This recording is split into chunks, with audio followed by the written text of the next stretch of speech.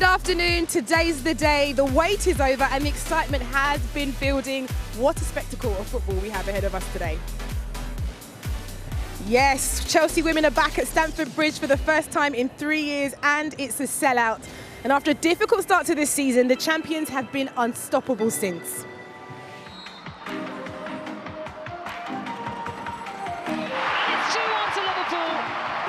Newly promoted Liverpool have beaten the reigning champions Chelsea. Fran Kirby puts Chelsea in front. Sam Kerr has her first goal of the season.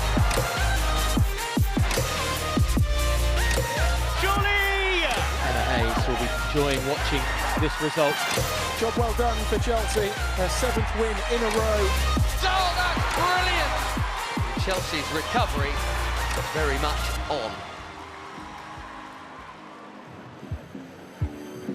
Yes, the Blues are banging form ahead of this London derby against Tottenham. 8 straight wins, in fact, and Spurs themselves, well, they're pretty well placed in 5th. It's a club record crowd here for Chelsea women at Stamford Bridge. All the seats on general sale have sold out. Well, Chelsea can go top of the league here with a win today. Kick-off in just under 10 minutes' time. Alongside me, we're basking in this glorious sunshine here at Stamford Bridge. Wonderful, wonderful to see you, Farrah Williams. Big Blues fans, I know you're happy to be here. And former Spurs captain, Jenna Schillaci. Now, guys, Farrah, I should start with you. Having said that we're here, record crowd, sellout, all the stadiums, the big stadiums in this country have opened up their doors to the WSL. It must be so nice to see this as a fan. Yeah, it's perfect. It's where we wanted the women's game to be. I think it's a great opportunity. Whilst the men's Premier League is having a break, football fans and Chelsea fans in particular want to come and fill out this stadium. So it's great to see that the women are taking advantage of that, and it's great to see that the fans are coming out to support that. And for you, Jenna, when you're here and you see that your former team are up against quite an informed Chelsea team, what's the kind of approach they're going to have to take today? Yeah, obviously I think Tottenham will come off confident after their 8-0 win at Brighton, but of course it's going to be a massive challenge for them. They've struggled this season against the teams above them, so I think if anything the Arsenal match will be a massive learning curve where they didn't really perform. So I think they'll come here, they're confident, they're in form, and they'll be looking to cause an upset for sure. Well, let's see, we've got a great afternoon of football ahead of us, but the big news this week is that Chelsea manager Emma Hayes, she's back in the dugout after 6 weeks away for some emergency surgery, and she and Rhian Skinner have been speaking to Joe Curry. Well, Emma, first of all, welcome back. I know the Chelsea fans in particular will be delighted to see you in the dugout today. You spent the last few games communicating with the bench from home via an earpiece. How much of a relief is it to lead the team in person today? I'm super proud of everyone. I mean, it's been really great for me to get well at home and know that I've got so many amazing people that have been able to deliver through this period, and I'm just happy to be back to support them now. It's quite the game you've come back for. How calming is a London derby at a packed-out Stamford Bridge? Listen, I make no secret of the fact that I love our fans, and I'm so excited to see them. And I know we had a brilliant game a couple of years ago versus Tottenham here today. I mean, then, and now I'm just hoping for another build on from what we've been doing, and the team's in a really good place. I'm really excited. And just on team news, Pernille Harder today picked up a hamstring problem whilst on international duty. How's that affected your starting 11? Listen, we have a squad, and P has been instrumental for us this season, but there's a reason we have this depth, and it's critical with the number of games these players play internationally, domestically, that we have the quality that we do, and I know we can make changes like we have today. Well, Rhian, you haven't played in 3 weeks. Obviously, you've had some players on international break, but for the rest of the players and yourself, have you enjoyed the extra time on the training pitch, or has it been a frustrating period to have no games? Yeah, I think we always want to play games, right? So not having a game for so long is not ideal. So I think we're really looking forward to playing today. What kind of shape do you come into this match in? Yeah, I think obviously we were ready for the game before the international break, and nothing's really changed from then. So hoping to obviously have a great game today and make it really challenging. Farrah, now Emma, she's missed the last 6 games. You could hear there with a communication device direct to the dugout. But they're going to up the ante now, aren't they? Knowing that she's back in that, and at a game like this as well in this stadium today. Yeah, firstly, it's great to see her back and looking well. That's the most important thing. I think her staff, her players, the professionalism they've shown in her absence, I think has been phenomenal. It shows how far she's taken this team that they're able to produce and deliver the sort of performances they have without her being pitch-eyed. I certainly think with her being here in the dugout, she ain't going to be the same as in up and out of that dugout like she normally is. Yeah. But I think it gives her players a massive lift just knowing that she's there. And I'm sure when the Chelsea players score, they will be running or heading towards that bench where she'll be sat. Absolutely. It's testament, isn't it, Jenna, to that team that have assistant coaches that have gone out there and really been able to put performances out regardless of her being there. Yeah, absolutely. The backroom staff, the coaches, and the players themselves. It's a testament to every single one of them because, you know, Emma Hayes, she is such a big part of this club and their leader, but without them, you wouldn't know it performance-wise. They're bang on form and like in a really good position going into Christmas. Well, let's get straight to it. We can see the teams are heading out there. So I'll hand you over to your team this afternoon. It is Rachel Brand-Finnest and first of all, Robin Cowan. Thank you very much, Jeanette. Good afternoon, everyone. What a way to welcome back the WSL after the international break. A London derby, a sold-out Stamford Bridge, and the return of Emma Hayes to the touchline. A 6-week absence after major surgery, not a game anyone wants to miss. We saw Manchester United blow the title race wide open yesterday with their dramatic last-minute win at the Emirates. Can Spurs cause another twist in an already pulsating WSL season?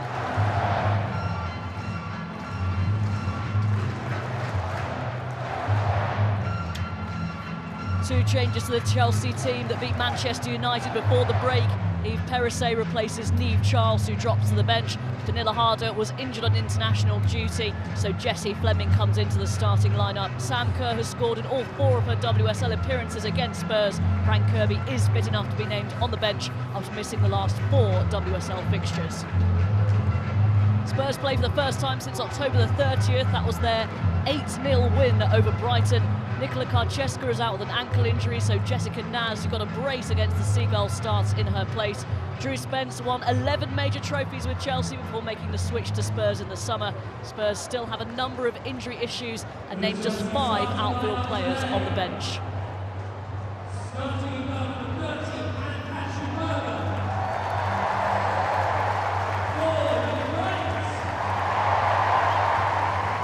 Another momentous day in the women's game in this country. And what a fixture to make her return. After major surgery, has been keeping in touch with the team via an earpiece from home. I'm sure this is her much preferred vantage point. And a couple of players to watch out for. Rachel, the young up-and-coming player that we all knew had such talent at Chelsea, but is now starting to show her full potential. Now I think we can call her England senior regular. After regular starts this season for Chelsea, she has shown a true talent. She's no longer potential, she is the real deal. She's been in good goal-scoring form for Chelsea this season. Excellent at England at senior level too. And a familiar face for Spurs.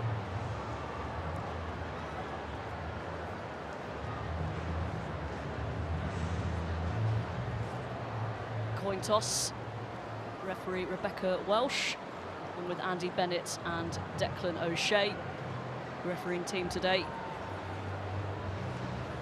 Drew Spence, you wanted to pick out Rachel, a familiar face for Chelsea.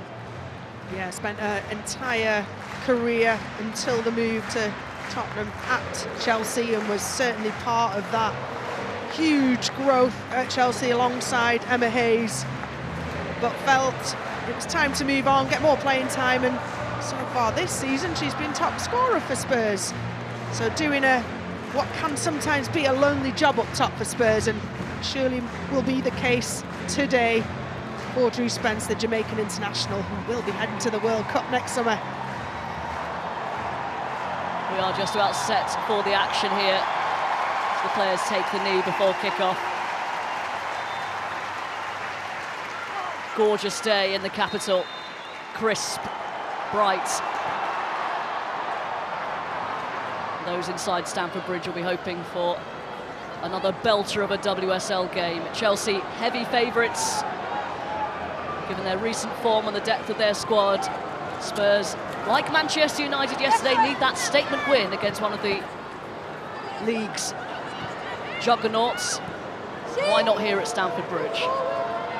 There's not a lot statistically in favour for Tottenham to grasp at, really. Look at their record in London derbies. They've only won 1 out of the last 18, Tottenham, and they've won 0 when it comes to head-to-head contests against Chelsea. But they are in their infancy as far as WSL, as far as professional team Spurs, certainly compared to the WSL juggernauts, as you mentioned, of Chelsea.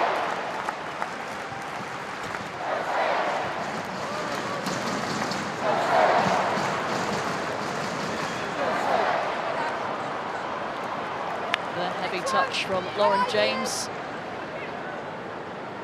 Yesterday, Rhian Skinner celebrated her 2nd anniversary in charge of Tottenham Hotspur. A few eyebrows raised when previous managers, Karen Hills and Juan Ramos, were dismissed, but she certainly brought them on. She has indeed. Her experience at England youth level, working at the FA. She has got a couple of under-23 players in her squad. You know her very well. She's a well-respected coach. Step up to manager in the WSL. I think Spurs have moved in the right direction since she joined.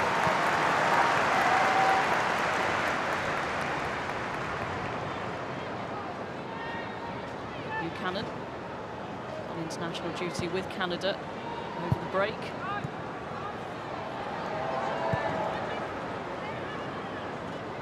This was Millie Bright.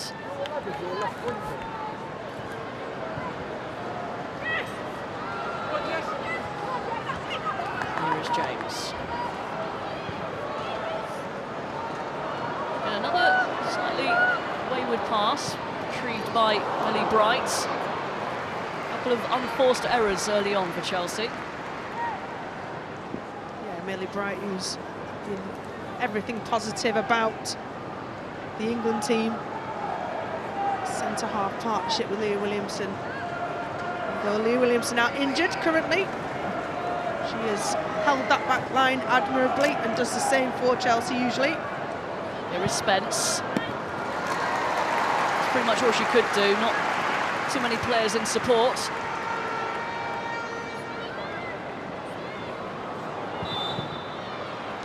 Sophie Ingle will be quite relieved that the whistle blew for a foul on her. Yeah, the ongoing debate of playing out the back and actually putting your team under pressure on occasions. Chelsea will back themselves, though, to receive the ball in tight areas. Making the run, looked like she had strayed offside, although it was cut out. Naz's layoff straight to Erin Cuthbert, signed a new deal until 2025 this week.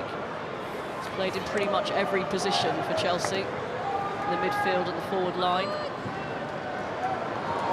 Bit of space here for Jessie Fleming. I felt she was blocked off by Bartrip, but the referee happy with that, happy for play to continue. Yeah, excellent defending from Bartrip, just made sure the ball and player didn't go past her. A body in the way. Stopped what could have been an incisive run. Jessie Fleming was about to cut into the penalty area. What Rhian Skinner has brought is a real sense of discipline in performances. A well-marshalled back line led by Zadorsky, very experienced international player as well.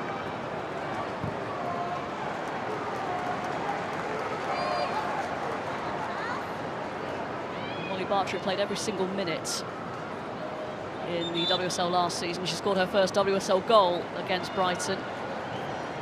Has been goals that have been hard to come by.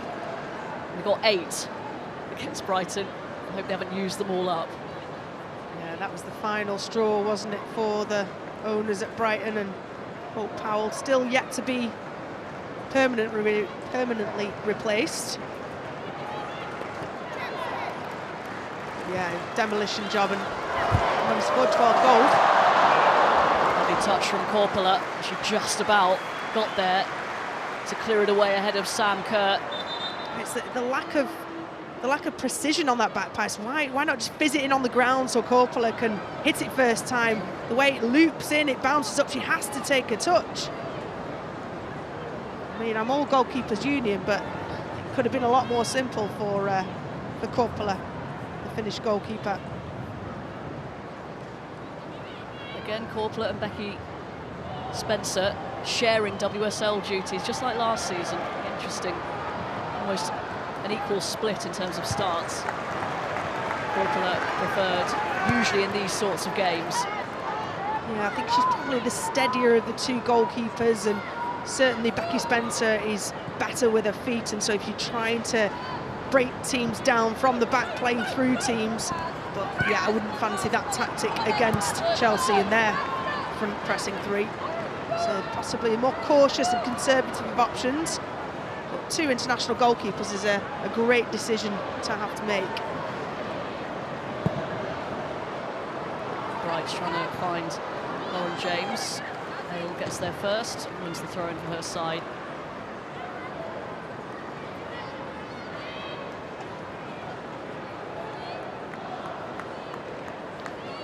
There's Mitra Hale, one of those under-23 players who've been away on international duty.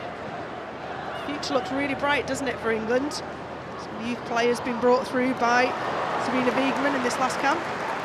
Drew Spence eventually gets the decision against Jessie Fleming. That's a really intelligent move from Drew Spence to draw the Chelsea midfield towards her. No Spurs player will know the Chelsea players better than Drew Spence, and she did excellently well there, just getting her body between, almost encouraging the contact and earning her team a chance of a shot at goal. Set pieces, you feel, will be their best option. Well, they've scored a few long ranges already this season, a couple against Leicester earlier on. Sumanen goes for it and bounces easily into the arms of Berger.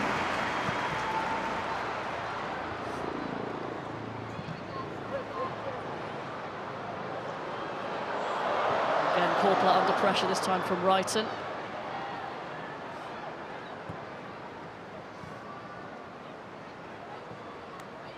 Naz, oh, lovely play.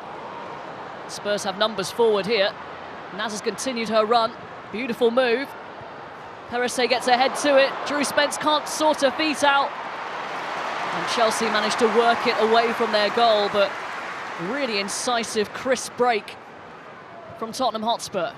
Really excellently rehearsed, wasn't it? You could see that that passage of play has been drilled into the players. When they get the chance to break fast, and knowing exactly where players were. Using Jessica Naz, her speed is something that can get at Chelsea's back line. Concedes the foul and a yellow card. An early one, but by the letter of the law had to be given to her. Cynical. Yeah, for exactly that reason. Intentional, cynical. She knew Guru Wrighton was putting the afterburners on. She was not catching her. And that's pretty early on in the game, isn't it, to have received that caution when she knows that she'll be directly up against Guru Wrighton. Delivered by Eriksson.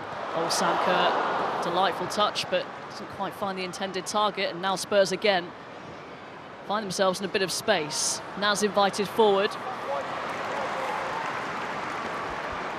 Buchanan deals with that exceptionally well.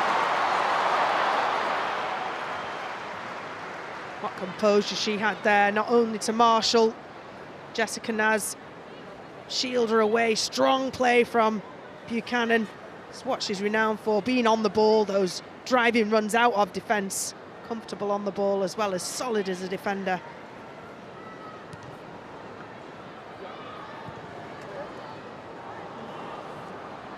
Spurs are doing really well to limit Chelsea to any slick passages of play so far.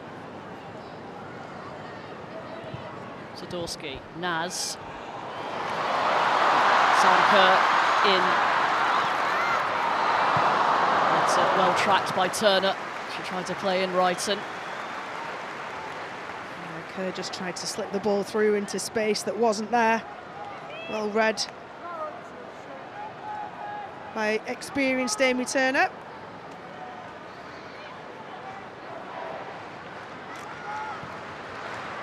Kerr looks very sharp, ominous. 23 goals in the last 22 club appearances. Perisset. Lovely skill away from Neville. Cross is delivered and well defended by Zadorsky. Foul given.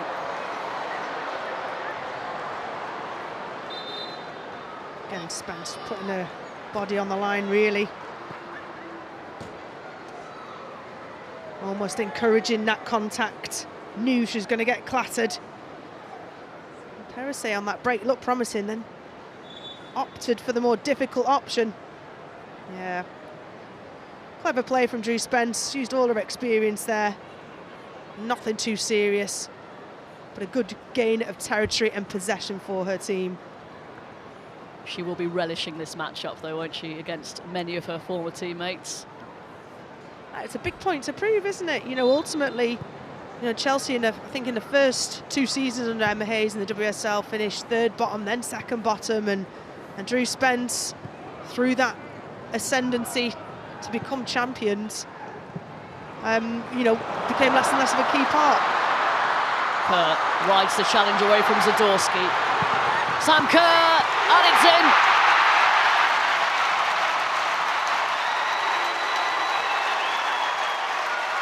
Went for goal, and the retreating defenders couldn't keep it out. Kerr, as she always does, finds her way to goal and gives Chelsea the lead at Stamford Bridge. Well, in big stadiums, in big games, Chelsea have got big players, and there's not many bigger than Sam Kerr. Gets onto a speculative ball from Millie Bright, rides the challenge initially of Zadorsky, but just then threads the ball through. You can see 3 defenders retreating, although none of them put the brakes on. Maybe that would have, Faith that have faced up and assessed the flight of the ball, would have had a better chance of stopping it. Great energy and great awareness to retreat and cover the far side of the goal, but Sam Kerr just finds that side netting, and Chelsea finally make the breakthrough.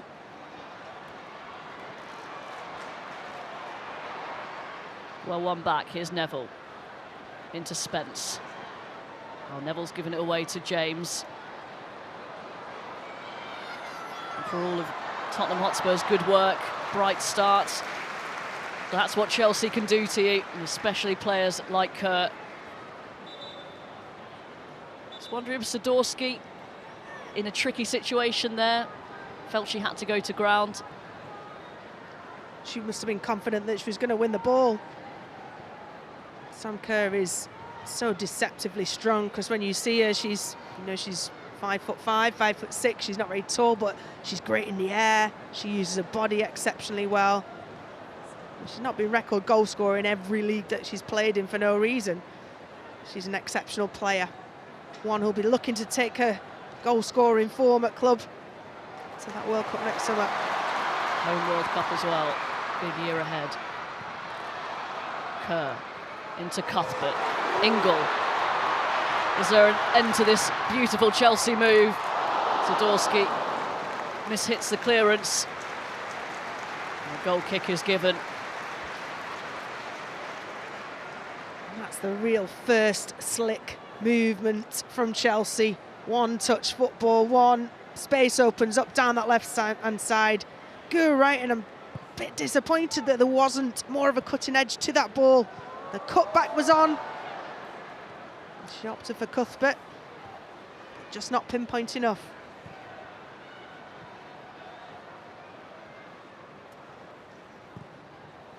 Spence. Her and Jessica Naz have held the ball up really well. Kept it in tight situations.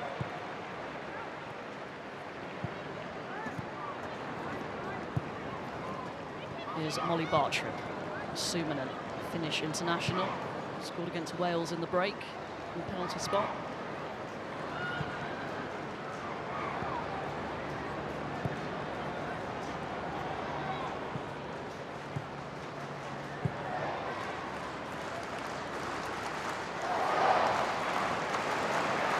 Pressure comes from Cuthbert and Chelsea win it back. Bartrup gets there ahead of Kurt. Loose pass from Turner, straight back to Chelsea and Sophie Ingle, Wales captain. Great play from Spence, shielding the ball, finding Naz, and now Sumanen. And those little triangles, Spurs executing very well indeed. Bizet wins the throw, good burst. Yeah, and Drew Spence been absolutely key in Spurs transitioning from the defence to the through the midfield and forward, using the body exceptionally well, reading and feeling the play around her. They've been good, Spurs. They've been on the front foot, aggressive. But Chelsea just look, as we expected, like they just have that little bit more quality.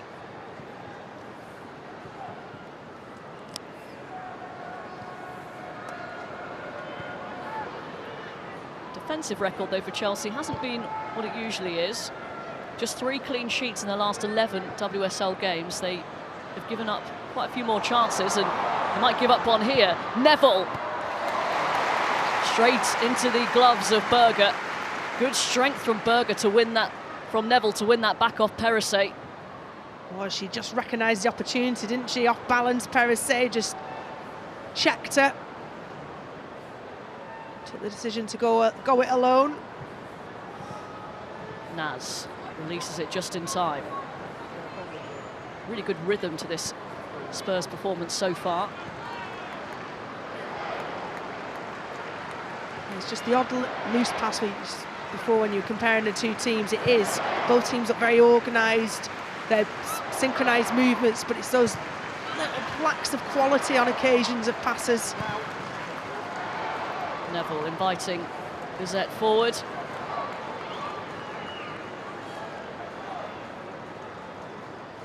Great awareness here. Just saw her dawdling almost with her back to Ashley Neville. Took the opportunity to check it off her and then get on her favoured right foot, laying on that left-hand side out of probably necessity.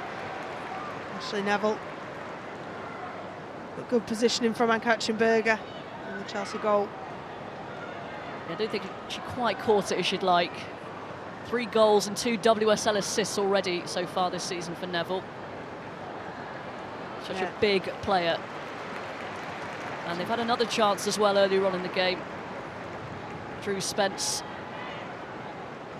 couldn't finish off, though. A good move.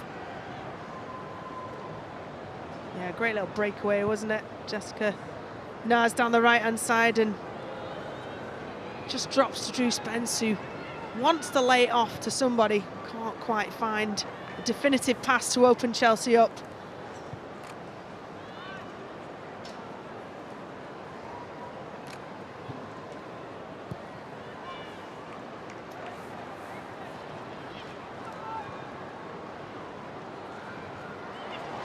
Great work from Perisset, and then James trying to thread it through the Kerr. It will find Perisset. Her onside and plays in James. Ingle. A miss-hit cross. Nearly caught out Corpola, but there's much height on it. Yeah, I don't think that was a shot based on Sophie Ingle as her tendencies. Isn't one to necessarily try a shot, although she has been spectacular from outside the box on a few occasions.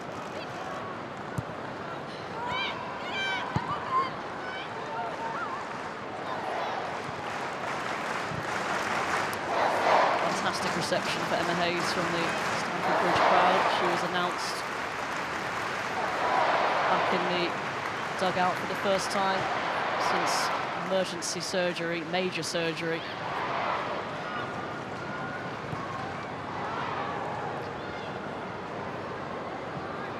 Eriksson into Fleming.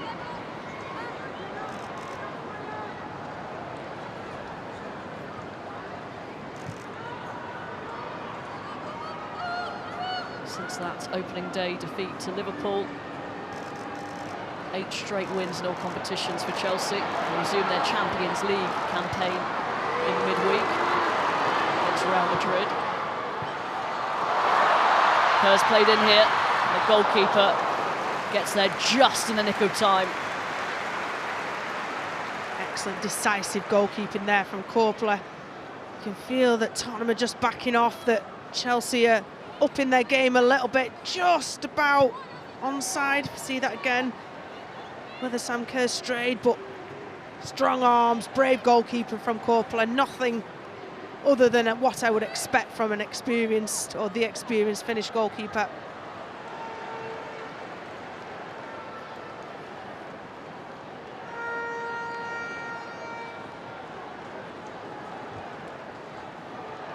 In her absence, Denise Reddy among the backroom staff, but won every single game, 6 in all competitions. She is keen, Emma Hayes, to emphasise the team that she's got behind the scenes. And she's clarity. She's built that team, though. When she took over 10 years ago, I'm guessing, but I would suggest there's maybe 5 members of staff, if that, and certainly not all full-time either. What she has now is between 40 and 50 staff, and the very best of the best. She has built that and continue to drive those standards within the club.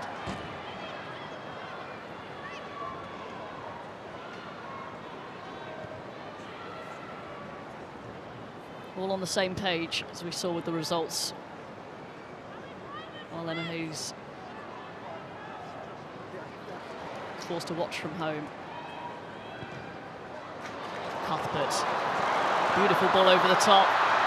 Kerr sizing up her options and then eventually taking the shot straight at the goalkeeper. Perhaps could have taken that earlier. Just waiting for the space to open up, but she keeps getting between the centre halves, whether it's Zadorsky and Molly Bartrip, or whether it's between Amy Turner and Molly Bartrip. She finds the space, and as soon as there's a turnover possession, she recognises the ball can go long. She is bolting it towards Corpler in goal. Spurs are not playing particularly deep, so there is that space in behind.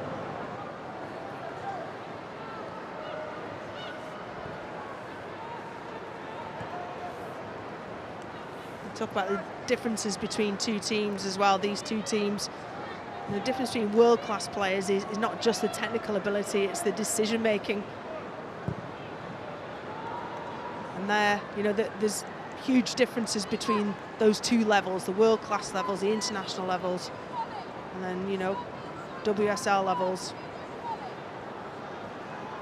And I think we're seeing that today so far, but Spurs are still in it.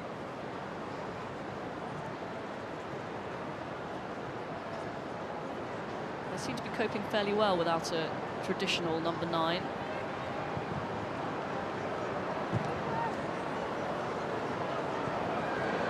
Buchanan under pressure, again, deals with it.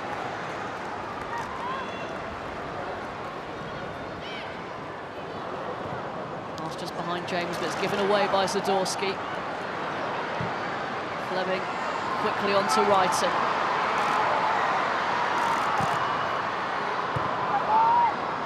Easily cut out, but it's picked up by Cuthbert.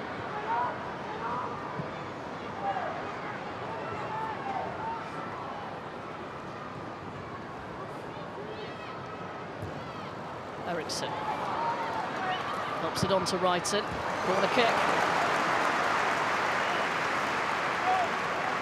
Spurs dealt with that very, very well. Guru Wrighton's had a couple of chances to really open Spurs up. Hasn't quite found that world-class level of delivery yet. But give her a couple more opportunities, I'm sure she will punish Spurs.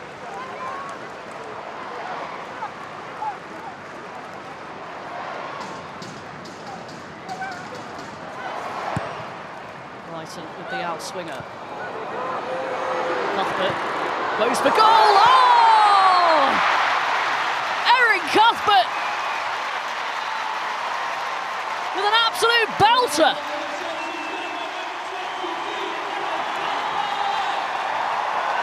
Makes light of a tight angle and doubles Chelsea's lead.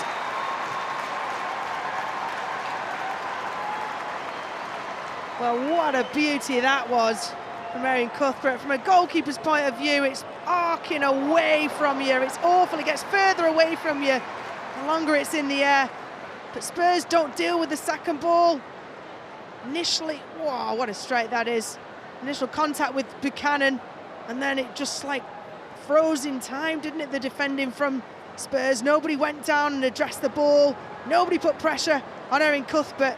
And she had all the time in the world to pick a spot and just uses how the ball sits up. She knew she was outside of her foot.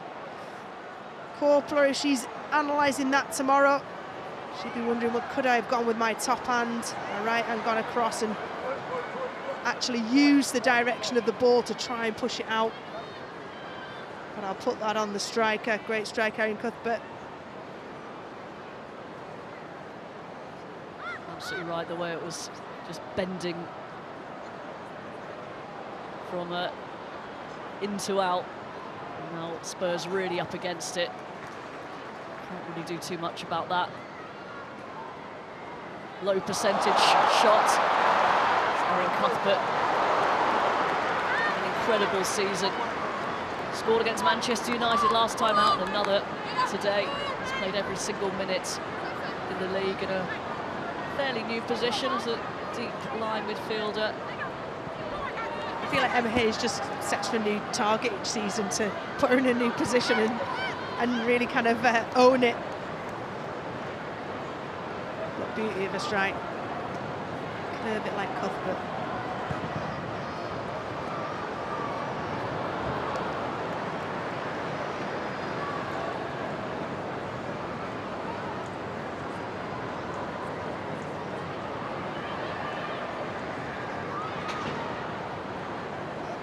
Sumner, now Spence to Tottenham have in response here.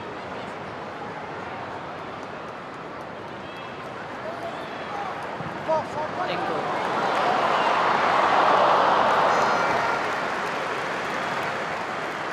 Bounces away from Wrighton. Suspicion of offside. Here's that goal again, lovely ball in from Wrighton. You can see Buchanan was dealt with initially, but what a strike, just cuts across it and gets that swerve, that arc, moving it from left to right. Perhaps another criticism, no one got out to her. Yeah, nobody addressed the ball that second phase. You know, the first one making first contact, it dropped out, and Cuthbert had an absolute age to be able to think, oh, what shall I do with this? And you could see that almost go through her mind, and as it sat up, it became fully apparent. One of those that you feel like you do in training and you'd have kind of, you know, unopposed. Quite frustrating if you're a goalkeeper and watching that unfold. Neville, not her best. Spence was in space.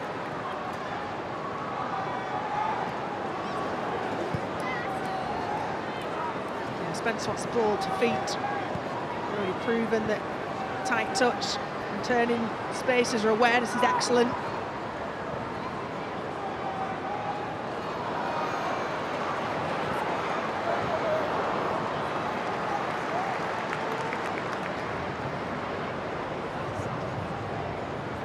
Has got to watch the left back four. Spurs on a couple of occasions. Sam Kerr's gone, and she's almost hanging back just a yard behind the Spurs defence, playing Kerr onside should the ball go through to her.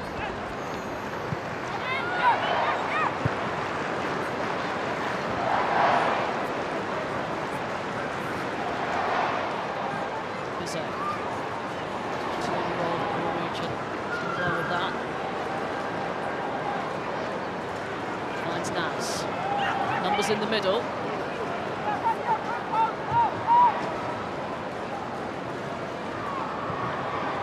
Cross delivered towards Spence.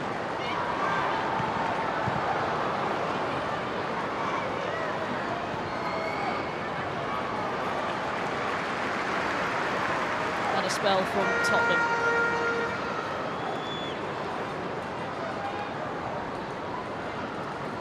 Spencer's layoff straight into the path of England. Crisp turn from Jessie Fleming.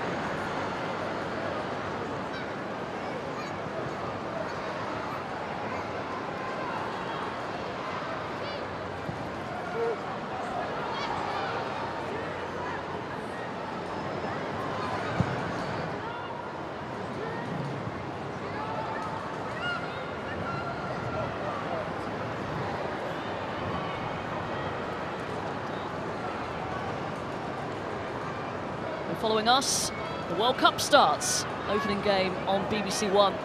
Qatar, the hosts against Ecuador. Tomorrow, and sit down for lunch with England against Iran. It's on BBC One, build up from midday. And all the goals from the WSL tonight on the Women's Football Show, 11:30 on BBC One. Neville.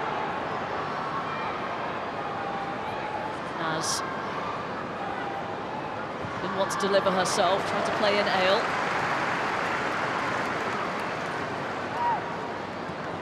Neville gets the cross in, but no one making that run.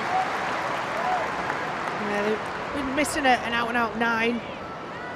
You know, a 9 centre forward would be running across that near post, making that textbook run. Just very limited in what they have up top. Francesca out injured, along with Kit Graham, Ellie Brazil. More forward options. Also lost Rachel Williams as their main focal point last season to Manchester United. Lizette putting Eriksson under pressure. Yeah, the signing of Jiali Ting didn't really work out either last season. She was international in that number 9 role. Still searching for that missing piece, I think, Spurs.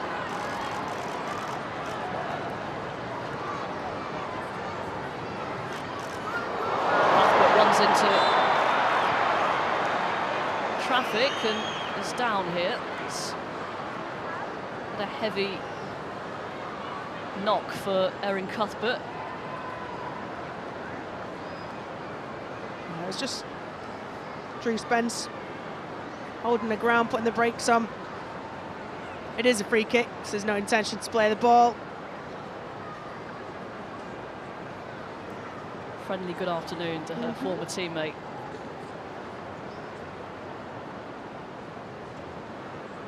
But rightly so, needs to be checked. Head injury, it was shoulder on to Erin Cuthbert's cheek.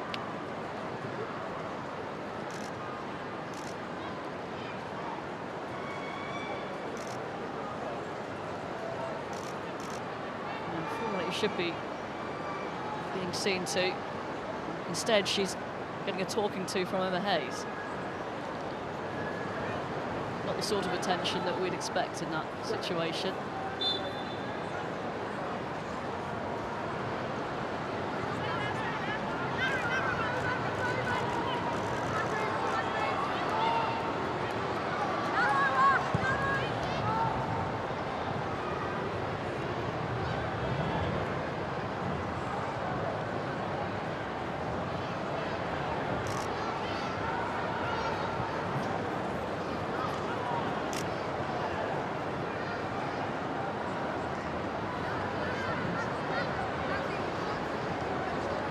Final 11 minutes or so. Been flashes of Tottenham's ability, attacking threat, but just flashes. There's James. 2 on her. She still managed to keep the ball. Down she goes, and that's going to be a penalty. Ashley Neville just got too close to her. A yellow card for Neville and a penalty for Chelsea. Correct decision, Rebecca Welsh. You can't get tight to Lauren James, or you've got to get tight and not let her turn. What you did, let her turn, then she's across you. You're trying to recover Ashley Neville. and the inevitable happens. I mean, she looks, Lauren James, as if she's not necessarily that rapid. She is that rapid, and I'm talking not just at WSL level, at world-class level. She turns, she's powerful, and she's at a team penalty. So Corpula has got a decent penalty record. Gura Wrighton will take this one. And this will be, you suspect, the game for Chelsea. Wrighton sends Corpula the wrong way. Turning into a dream afternoon at Stamford Bridge for Chelsea. 3-0 now. They lead Tottenham Hotspur.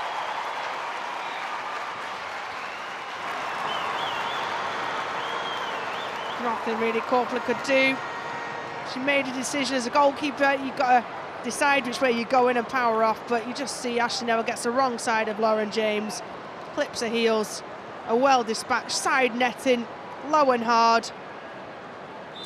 And there have we got Chelsea's new penalty taker for the season. There have been quite a few already. Admielda scoring one, Lauren James missing one. Seems like these rotate, but that was emphatic. Yeah, they don't have a shortage of offers, I imagine. Gura Wrighton with her first goal of the season. Her first one since the final day of last season, which saw Chelsea win the title. And what a title race we have shaping up. Ahead of today, 3 teams on the same amount of points. Chelsea will go 3 points clear, having played a game more than Arsenal and Manchester United.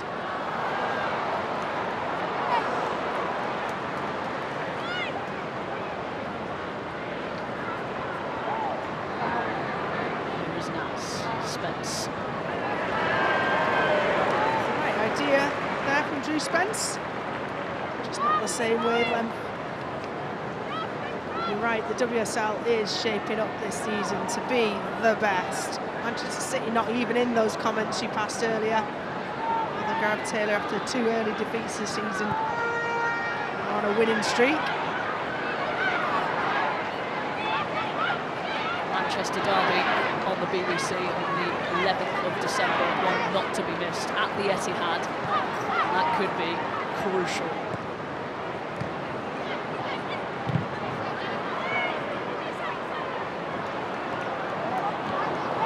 Short from James.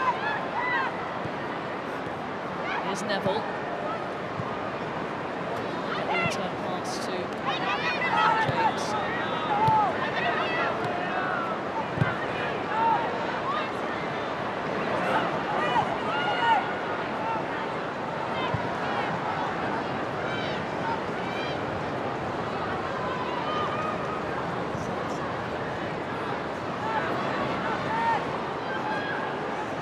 Tottenham do from here? I was just looking at the bench and the options. Great to see Ubagu back on the bench as an attacking option for Spurs, but there's only 6 players on the bench for Spurs, 9 for Chelsea. Just shows you how many injuries, how depleted their squad is. Attacking options are pretty slim. No disrespect to the players on there, because their squad depth cannot match Chelsea's.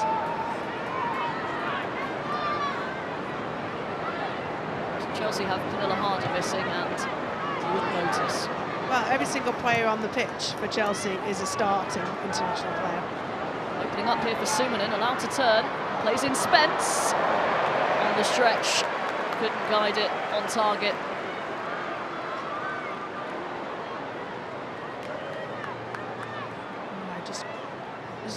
Reaching for it, wasn't she? Good little bit of recognition from Sumanen that there was space to drive into. She needed it to her feet, Drew Spence. Wanted to cut it onto her right, just too far forwards. Be able to get full purchase on it. Tottenham are not going away.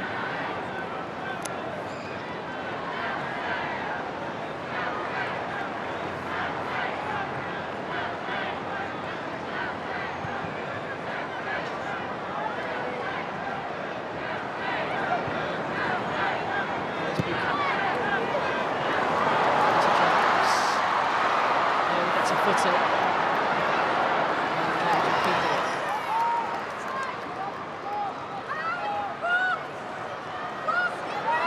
So elusive.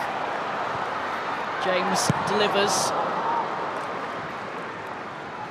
Good defensive play from Bartrip to steer it away.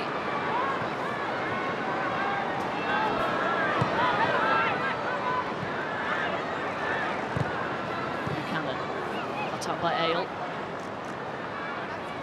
Good play from Angarat James.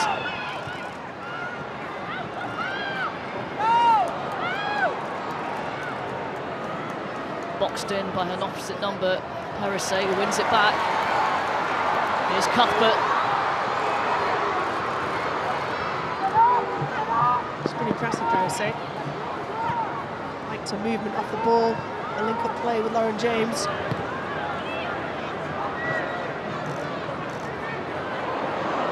Price being put under pressure by Bizet.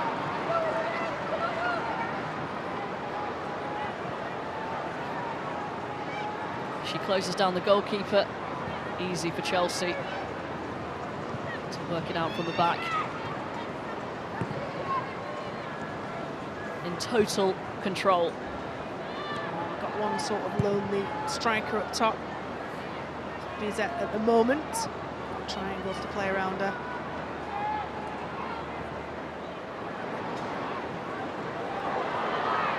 Spurs win it back in a good area. Here's Bizet. On to Naz. Neville in space here. Well claimed by Berger. That is fantastic goalkeeping, not just for the technical stretch and reach of that. She recognised as soon as the player was on the ball out wide, Jessica Naz, she looks up. I saw Berger check that she was completely free, knew that it was going to be her who needed to come and challenge for that ball. Excellent scanning from a goalkeeper. Took a few steps out, which gave her then ate up the distance and allowed her to be able to come get it. She had to, didn't she? She was unmarked. That's it. That you scan. You're part of that back five. That back four today. And catching Berger. And she did her job. But you know, even a game when you're 3-0 up, the game you feel you're in complete control, not switching off. Talked about world-class players and world-class decisions. You know, that's a good example of what I meant, and catching Berger.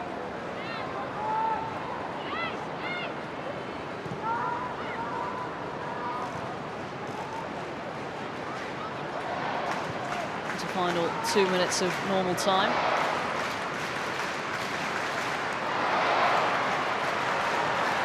On the whole, it's been a breeze for Chelsea, and they add to it. Just over the head of Kerr. Here's Perisset. Cuthbert. A little bit too much on that. You can see exactly what she was trying to do. Erin Cuthbert standing that up at the back post. Again, Guru right, and maybe not having that precision to pick out Sam Kerr. Only fractions, but Emma Hayes will be demanding perfection from those areas. But there, Erin Cuthbert, lovely little read and good running in from Jessie Fleming, who is probably only starting because Pernilla Hard has picked up a thigh injury or hamstring injuries, a leg injury in international duty. Kerr allowed to turn. Fleming is offside. Flag has gone up belatedly.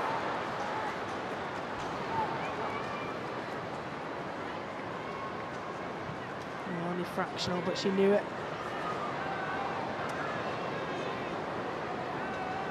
Looks like it's going to be a fairly comfortable afternoon for Emma Hayes on her return. She says she won't be fully recovered until the new year.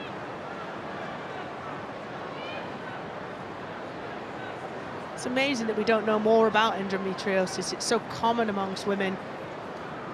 Why have we not got a cure for it, a prevention? It sounds awful what Emma Hayes has had to go through.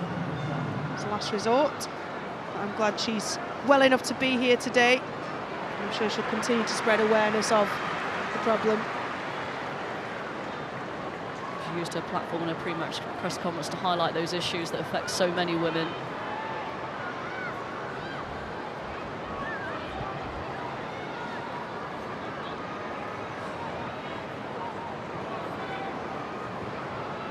but having her back here in the dressing room for half-time, any player who's not had every pass perfect, every decision spot on, knows that they'll be in for not a reckoning, but she demands perfection. She should do. She's got the best players in the world, arguably. She should demand perfection, and she will. There'll be no let-up in performance second half. Half-time then. Chelsea cruising in that first half in front of a bumper home crowd at Stamford Bridge. Sam Kerr got things going with a precise finish. Erin Cuthbert has scored the goal of the game so far. Beautiful half volley. And then Guro Reiten from the penalty spot has put Chelsea in complete control at the break.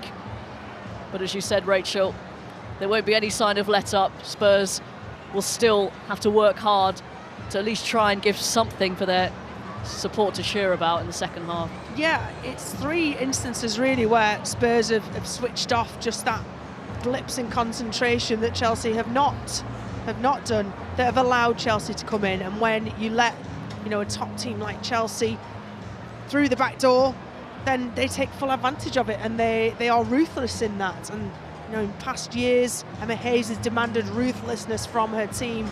She's made that, she's had that description. She wants a team to be, you know, absolutely kill a team off. And I'm sure we'll see more of that in the second half. Spurs have been reliable, dogged. They've been disciplined in what they've done to the majority of occasions, but they just have very little up top. Drew Spence is working hard to offer, to try and link up with Naz, but they're going to have very, very few chances. So it looks like Chelsea have picked up from where they left off before the international break. A commanding lead at half-time. Chelsea 3, Tottenham Hotspur 0. Many thanks to Robin and Rachel and Farah. When you look at this game today, it's been such a busy first half for Chelsea and really pretty much unchallenged as well from Spurs. Yeah, I think it's been pretty easy, as you mentioned. I think Spurs started quite lively that first opening 10 minutes. I thought they tried to be on the front foot, put Chelsea under a little bit of pressure, had 2 half chances. But since that 10-minute spell, I think, you know, Chelsea have dominated, played at their own intensity. At times, they've slowed the game down to the level they wanted to play out and made the game look really easy. Yeah, and Jenna, I think I know the answer to my next question. What's really frustrated you with Tottenham today? Yeah, I mean, obviously they started brighter. They enjoyed a bit of possession in the opening 10 minutes. But after that, I think all 3 goals have come from their own faults, you know, errors. And I think they'll be really disappointed in that because they did start brighter. They were enjoying a lot of the ball.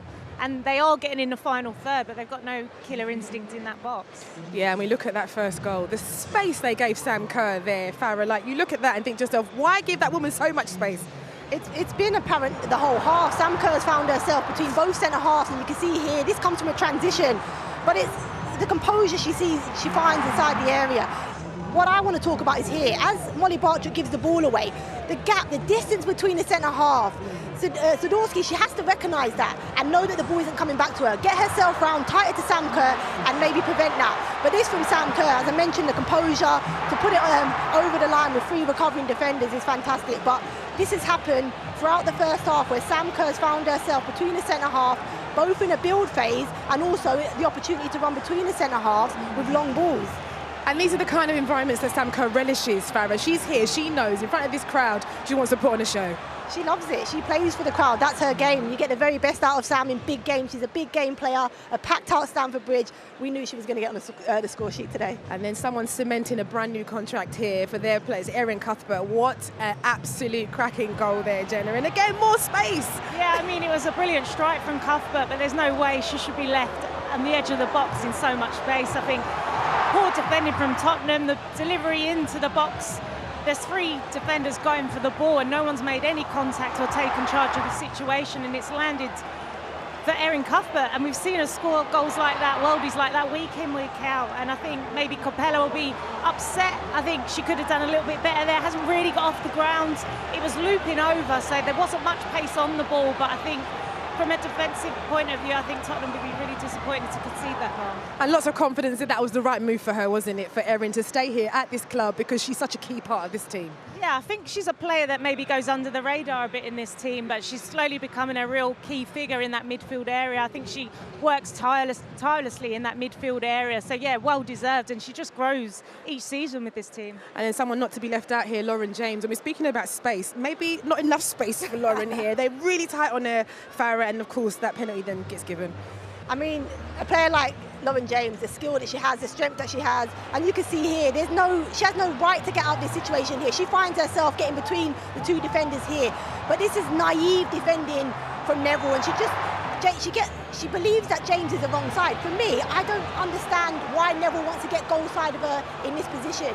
Just see her out the line, see her off the pitch, allow the recovering defender to come round. As I mentioned, naive defending, tries to get the other side and clips James's heel, and it's a penalty, but it's a penalty that could have been prevented. And Guru right in after a couple of misses from a few Chelsea players this season, has stepped up and sent the keeper the wrong way. A great finish.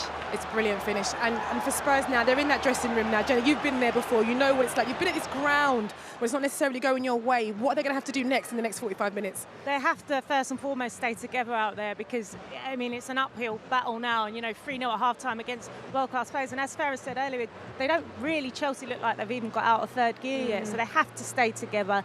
Got to be better in that final third when they do get in there and just get some shots, get a bit of confidence back in that team. But if anything, they've got to stay tight in that defence and take care of players like Sam Kerr. You cannot leave her roaming free in that final third. No, we'll be back to that soon. Hopefully they might be able to turn it around there. But it was a big day yesterday in the WSL.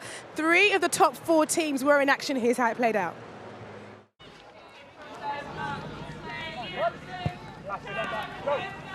Shaw is through here and she's onside.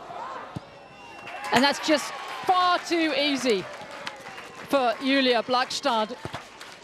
And the Everton defence were caught napping. Came from Wahhabi. Now Shaw was certainly onside this time. Unselfishly just taps across to Blackstad. All too easy for Man City. They lead 1-0 at Walton Hall Park. Second corner for Everton. Can they make it count here? Some work to do. And somehow they've scored after all the pressure. And it comes from Reka Sevaka. Well, it was a good cross in. So many City defenders in there. But absolute joy for Everton. This is completely against their run of play.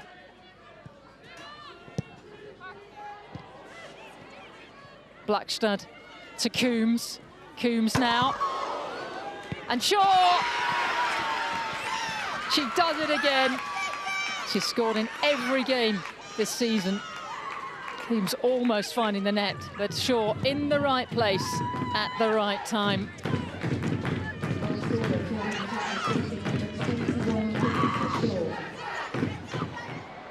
Here's Russo. Waiting for an option. Hayley Ladd gives her one and then gets the ball in. Oh, Zinsberg has missed it, and Ella Toone is there. No more than Manchester United deserve. Ella Toone, who has scored a winner in a 1-0 success for Manchester United against Arsenal before, makes it 1-0 to United at the Emirates. And Arsenal's 14-game winning run in the WSL is at threat. Marner allowed to run. Options to the left. Marner goes for goal instead and gets a goal for Arsenal. Flying start to the second half for the Gunners thanks to Frida Marner. Given pretty much the freedom of the Emirates to saunter forwards. And then got a large slice of luck as the ball came off Maya Letitia. Different Arsenal now that we're seeing. Here's Miedemar. Miedemar, a bit too casual, but she's still got it. Ford. Now McCabe. Deep ball in. Alvin Reuter! How about that?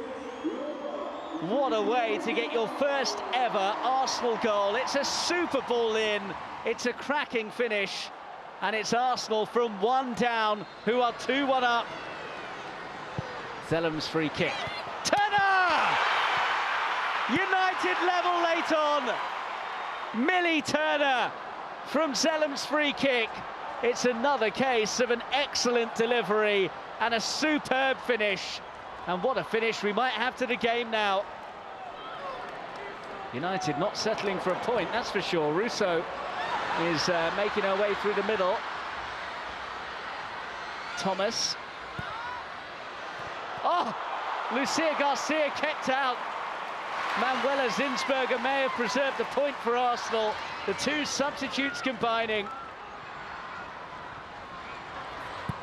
If anyone's going to win it, it does look like United. Russo's missed it. Arthur Thomas hadn't. And again, Zinsberger's in the way. So close to a dramatic winner. Zellam's corner. Russo's header! May well be Russo's winner! Manchester United lead in injury time. It's Alessia Russo. What a result this could be for Manchester United. Well, high drama there at the Emirates yesterday. Arsenal's winning streak coming to an end there. You can see the result, 3-2 there. Manchester United with the result.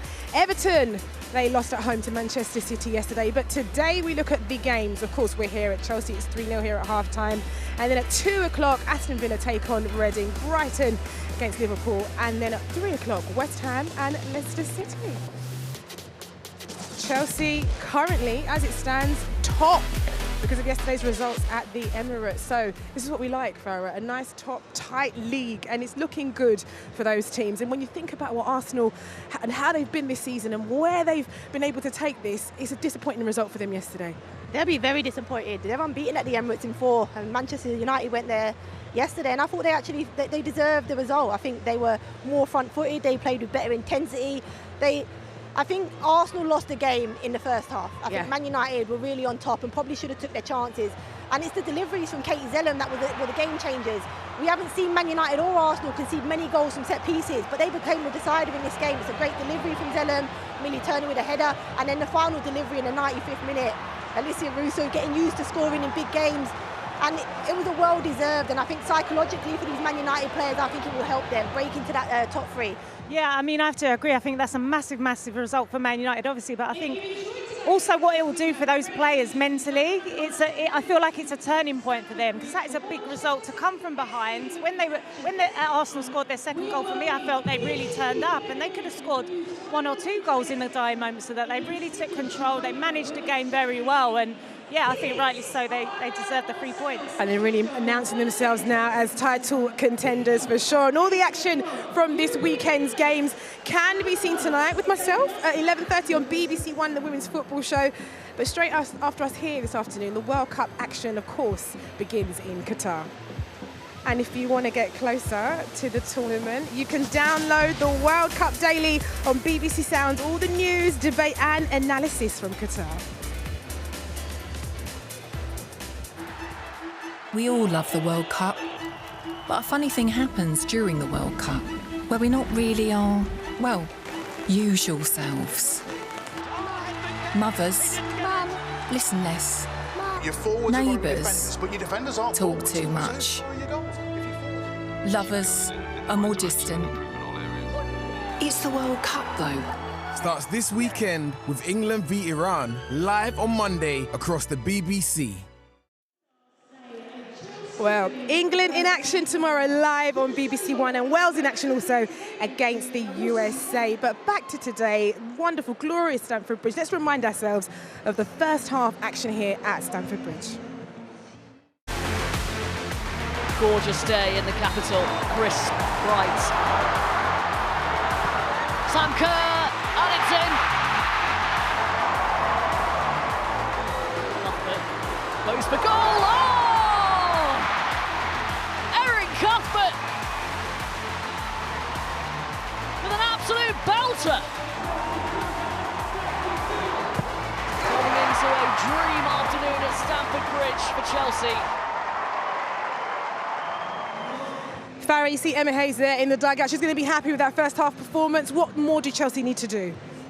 She's pretty pleased they can control the game in the second half now, manage players, they've been on international duty, so I think she'd be pretty pleased. I actually thought she would take a back seat, sit down in the dugout, but Emma Hayes can't help herself, and she's up on the touchline, dictating and making sure everything's right for the Chelsea team, but they can control the second half much like they did in the first. And Champions League midweek, Real Madrid, of course, visiting Kings Meadow. What do you think there's a potential for resting some of these players that might feature in that game on Wednesday? Yeah, they've certainly given themselves a nice scoreline. I think we're starting to see changes around the 60-minute mark, rest players for midweek, and they've put themselves in a perfect position because they've got a lot of games now building to Christmas. Bit of a gear change now needed for Tottenham and a bit more organisation, Jenna. Can we see that in the second half? Yeah, absolutely. I think now's the time we need to see the leaders and, you know, the organisation and the characters to come out now. It's going to be a tough 45 minutes for them, but they have to stick together. A tough 45 minutes for them. A nice one for our commentators. Robin Cowan and Rachel Brown-Phillips, you can take us through the second half. Thank you very much, Jeanette. So a healthy lead for Chelsea going into the second half. What do you think Rhiannon Skinner would have said to the Tottenham players here? I mean, you've got to still believe, haven't you? I mean, she's going to have to just reinforce all of the good things that Spurs have done. There's some build-up of play, the fact that they did break through the back line of Chelsea, that Anne Katchenberger was not, you know, a silent partner in the back four of Chelsea. She was having to be kept on her front foot. So they were causing Chelsea problems. The majority of the time they were organised and they were difficult to break down. But as Farah and Jen highlighted in the analysis half-time, they just have to lock on to Sam Kerr, being able to run between defenders too easily, too readily. It's a real sharpness of concentration. Still finding it hard to find that balance, defence and attack. Whiten with the centre. Spurs taking a risk, but managed to work it out. Spence on to Neville. Promising signs already at the start of this second half. Spence again on to Neville. Ashley Neville with the shot, blocked by Millie Bright. Be careful as well, Ashley Neville, on a yellow card already. It was a late tackle. Just mistimed it. And that's a sore one, because it's the top of her foot as Erin Cuthbert strikes to clear the ball. Ashley Neville just a bit late. Probably strikes onto the studs of Ashley Neville's boot. That's exactly what Rebecca Welsh is saying, no more. That's it. It should be a huge player for Spurs to lose.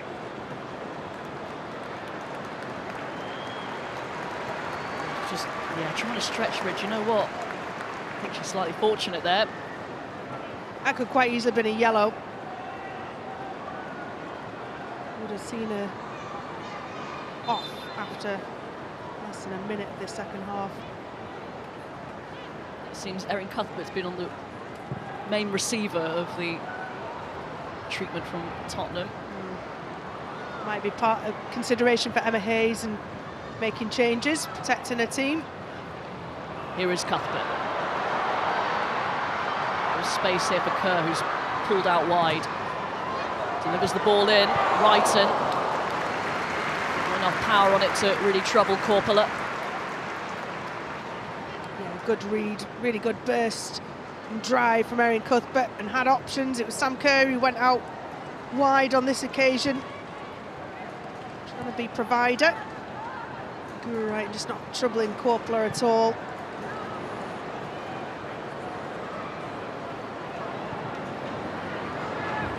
A couple of easier fixtures coming up. Well, I hope so anyway for Spurs before break for Christmas. Away at Reading, home to West Ham.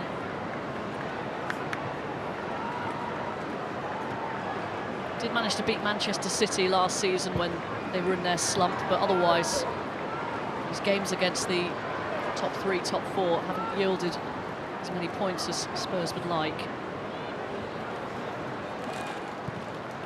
No, that's the breakthrough point, isn't it? And that's what Manchester United have finally done.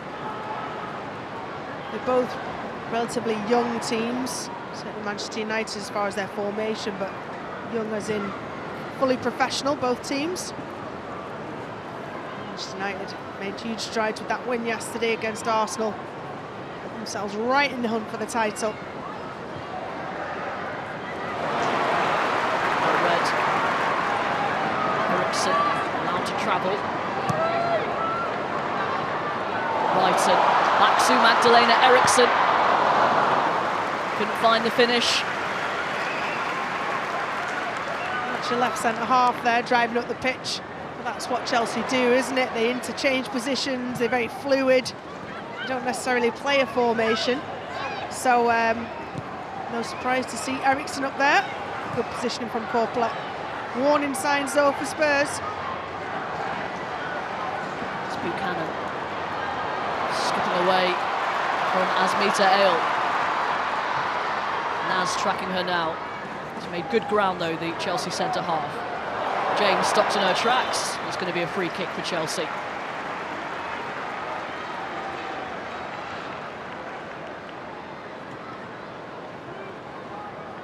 It's been all Chelsea. And yeah, a late tackle again.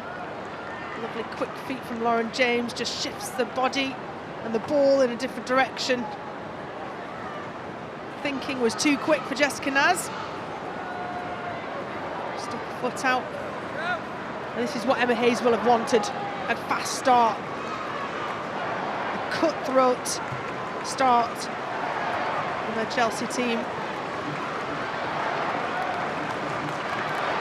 It's going to be the French international Perisset. Take the set piece.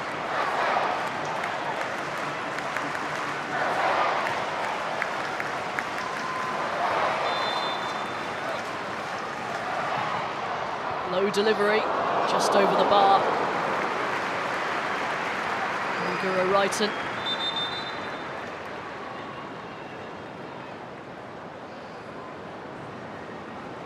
First change in the game. Captain Magdalena Eriksson withdrawn. Receives the applause. Jess Carter on in her place. Millie Bright taking the captain's armband. Well, Emma Hayes only knows too well the importance of Eriksson and her leadership qualities. They were missing this season. Towards the end of the Champions League, they were a shadow at the back. So critical she stays fit for them. That is what is up for Chelsea next Wednesday at Kings Meadow, Real Madrid. As crowded out, Chelsea keep possession.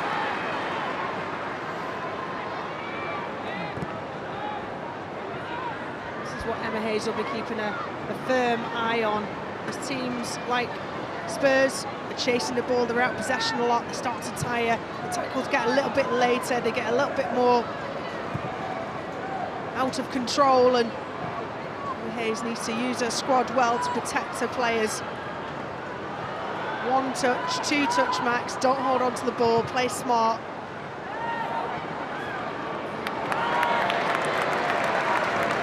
Another England international, Jess Carter, coming on.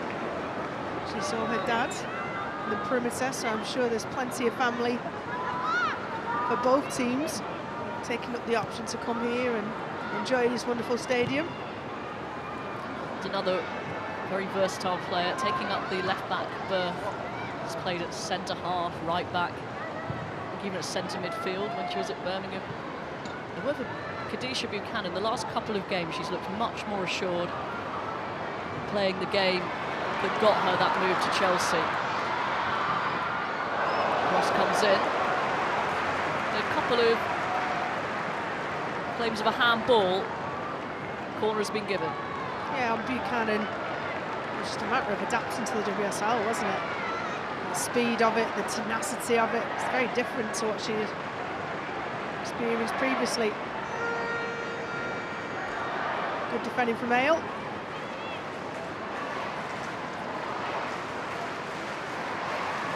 Perisset's caught. For Sam Kerr. Fires it away and over the halfway line. Everybody back for Spurs. lonely figure, a whole half to herself, and Katchenberger.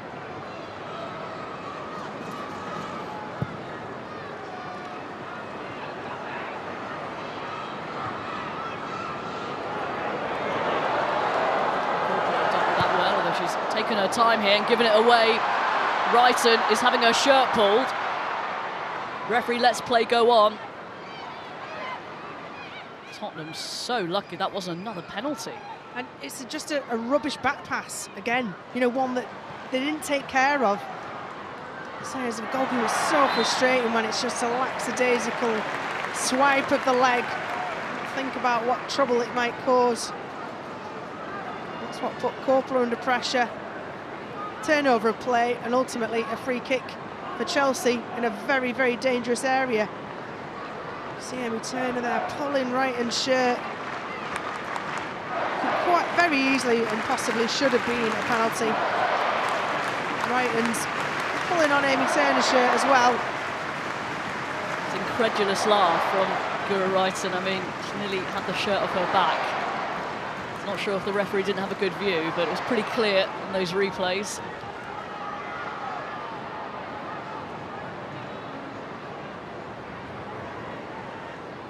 Tottenham can't afford to keep taking those sorts of chances.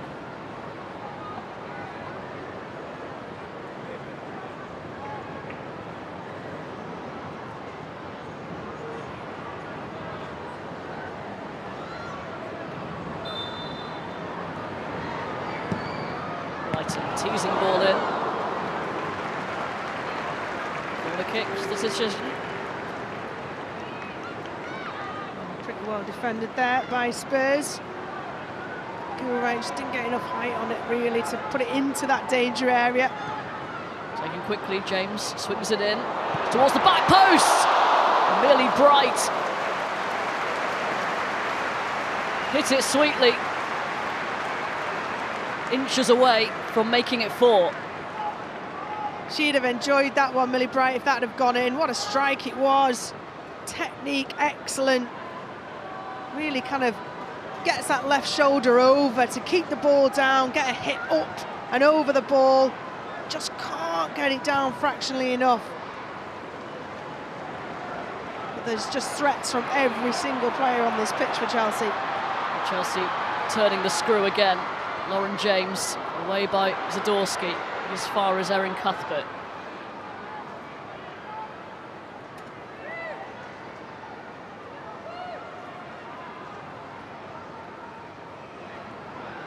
Perisset on to Cuthbert.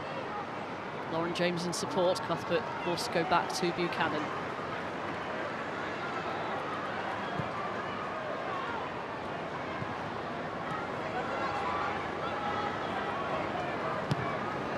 Draining for Spurs. How comfortable every player at the back is on the ball for Chelsea, just playing it past them. Spence. Ball cut out by Ingle, picked up by Cuthbert, and now Guro Wrighton. Kerr wants it. Doesn't quite reach her. Spurs did well to get narrower as a 4 there. You could see Amy Turner, Molly Barczyk, Shalina Zadorsky and Asmita Rail pretty much within the width of the 6-yard box, closer together, making it harder for Sam Kerr to find space and less of a target. Oh, Corporal again taking chances. The deflection takes it into her gloves, but Chelsea failing to punish a big Tottenham error. Erin Cuthbert should have put that one away, really, shouldn't she? But Spurs causing their own problems. That one had to go from Corporal.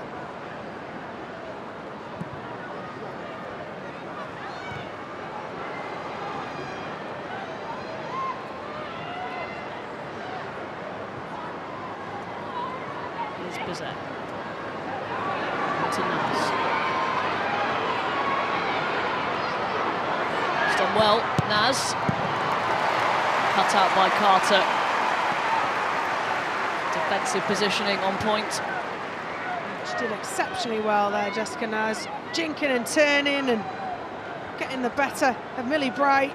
Lovely little drag there, and then cuts back onto her right foot. You can see Drew Spencer got a great angle on the penalty spot. Just needs to be found. Sumanen with a good win back. Try and keep the pressure on. Lizette. Away from Carter, not once but twice, but Carter back in a good position. One of the most difficult defenders to get past.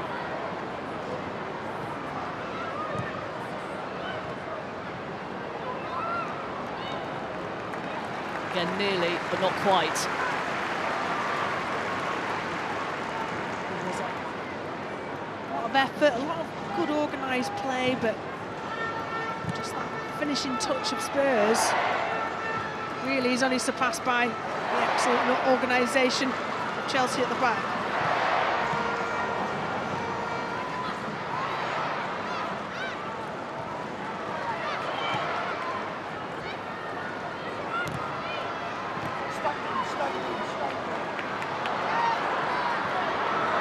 Bartrip just has enough legs on it to reach Korpela.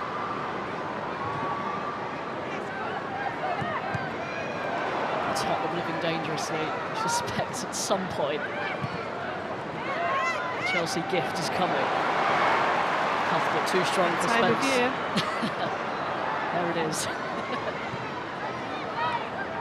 It's not December yet.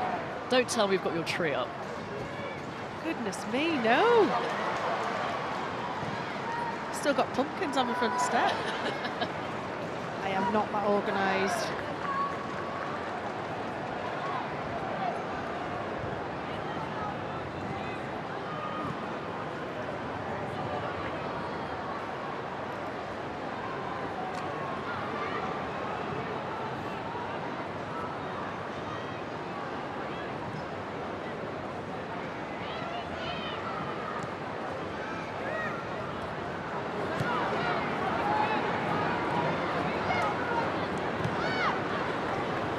Midweek for Chelsea, and then an away trip to Leicester City. Under the leadership of Willie Kirk, former Everton and Manchester United manager, looking to scrape themselves off the bottom. Understandable frustration coming out there from Lauren James. Sumanen didn't want to let her progress any further. Yeah, not one that would hurt at all, but time and time again she's burst past players, and all they can do is try and get their arms on them. And even when they've done that, they hurt themselves. Sumanen getting a yellow card, injuring herself in the drag back attempt process. All smiles in the Stamford Bridge crowd, 38,350. Another excellent attendance in the WSL. Over 40,000 at the Emirates yesterday. Confirmation that Evelina Sumanen has been booked for that one. It's a wonderful time for me personally to be covering sort of women's football, and the joy of this summer is seeing the crowds, because that's always something after a major tournament that is a bit of a downer as a player. When I came back from World Cups, European Championships, Olympics, and then the crowds, you know, were 200, 500, a couple of thousand.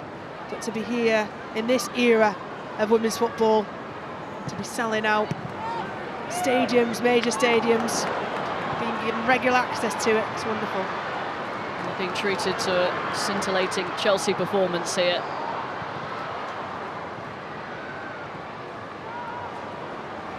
Neville, space to run into. Jessica Naz in support. Neville goes for it again. Not enough juice on it. Straight at Berger. She'd ran with the ball that far. I think she lost a bit of power in those legs. Probably could have gone another touch, could have laid it out right to Bizet, who had accompanied her on that forward run. Never going to beat a world-class goalkeeper like Ann Katchenberger from there.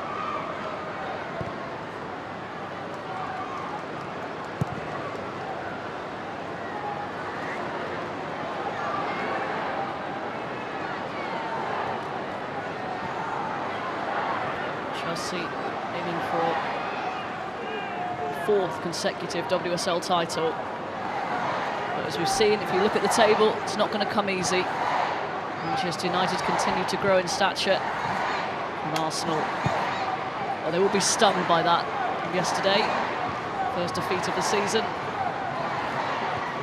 And that's it after they won that first game of the season as well against Chelsea. Down to a flyer and touted for title contenders, which they still are. Chelsea have the nous, the pedigree, the quality, the experience, as well as the WSL. We all know what Emma Hayes wants. Big challenge from Erin Cuthbert there. No complaints though from Neville. Spence scurrying away. Lovely pass to Naz. And tracked all the way though by Jess Carter. This calibre of subs is exactly, if you're Spurs, what you don't want to see. Sam Kerr, her 8th goal in all competitions this season, continues her record of scoring in every single WSL appearance against Tottenham. She's off for Beth England. Another appearance on the bench for her. Erin Cuthbert, another goal scorer. The one to remember. The Scottish international. And Fran Kirby, a welcome return to the field. Fran Kirby's been out with a virus, but has scored in each of her last 3 WSL appearances.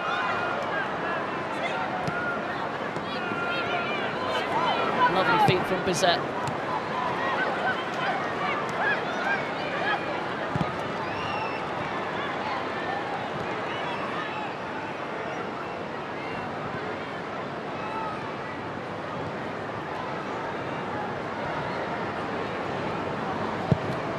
Good to see Fran Kirby back on the pitch.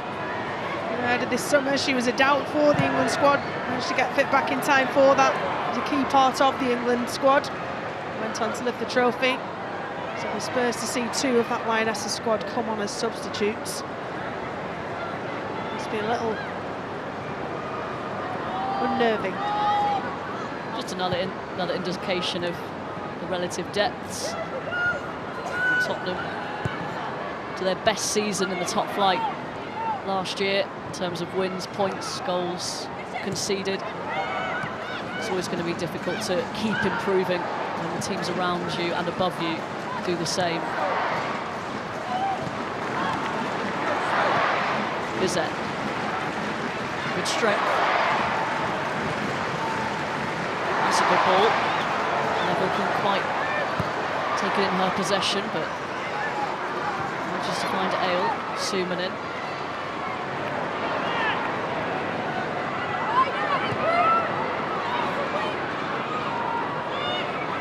Wanting some movement ahead of her. Yeah, it was very static and very central, wasn't it? Options for Spurs. Ale had come central, took up the space really of Bizet and Jessica Naz.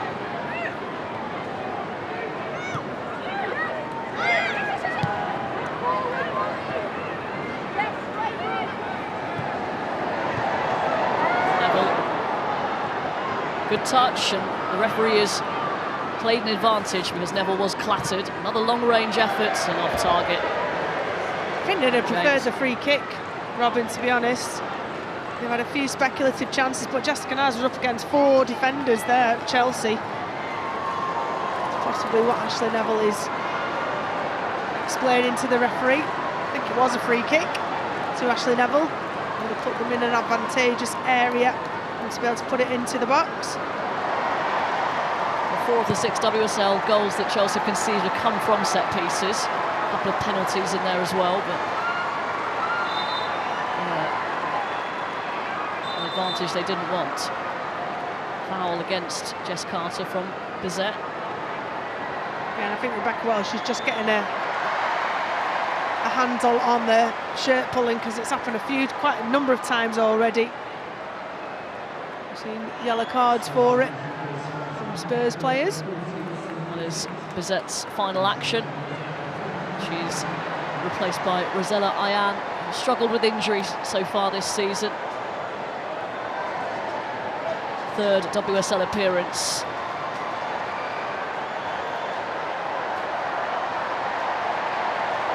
Former Chelsea. That's where her career began.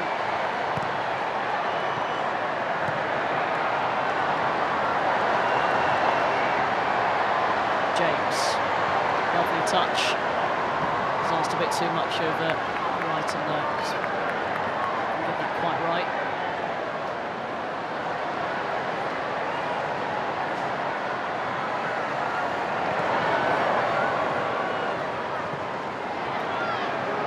Spence. Run down the line from Naz. Plenty of pace into Ayan. Goal kick is the decision. Good covering from Buchanan. We'll see what Ayan is going to bring. Moroccan international. Good link-up play with Naz. Great ball from Naz, actually. Just fractionally behind Rosella Ayan. Couldn't adjust her feet to be able to steer it goal-bound. The natural attacking player. Another player on this pitch will be going to the World Cup next summer. Again, Spence trying to thread it towards Neville. Putting Buchanan under pressure. A good spell this from Spurs. 20 minutes to go. Yeah, Ayan's just injected a bit of energy, a bit of belief into that front line. National level's not taking anything out of it, even though she's on a yellow card and a half.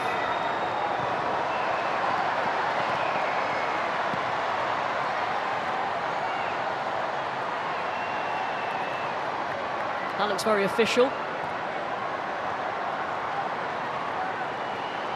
Good to have the #1 fan in today.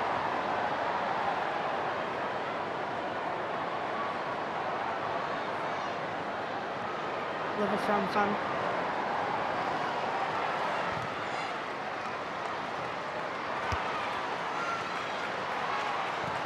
Brighton.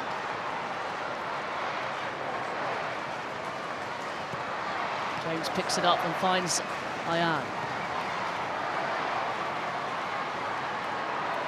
Carter, too strong. It might be a relatively recent rivalry, this. Spurs and Chelsea, but I tell you, it's wholehearted, isn't it? Might not be able to match them in quality, Spurs, but they're leaving absolutely everything out there.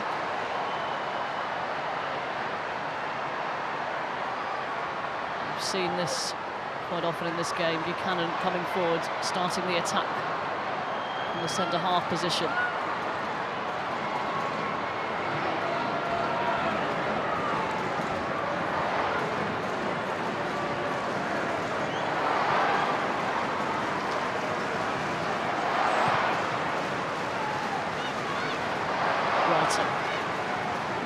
Kirby wants it short. Here is Kirby. Lovely give and go. Right and centre. Good defending from Tottenham, but it's given straight to Sophie Ingle, who's urged to shoot. Instead, it's Wrighton. Away by Ale. James. Ingle lays it off. They're queuing up. Beth England nearly with a beautifully improvised finish. And the crowd now are really getting behind Chelsea. They want to see the showpiece. Decent ball in from Guru Wrighton. Lauren James first had a whack. Sophie Ingle for the third time, I think it was, laid off rather than have a go herself. They've got the quality, Chelsea, to really give this crowd what they want.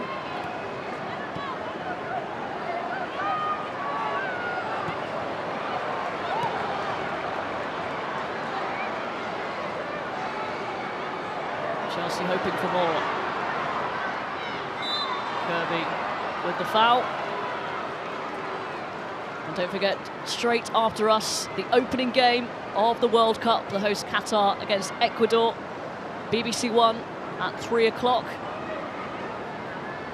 Tomorrow afternoon, England begin their campaign against Iran on BBC One. Build-up starts at midday. And tonight, the Women's Football Show with all the action from the WSL over across this weekend, 11:30 on BBC One.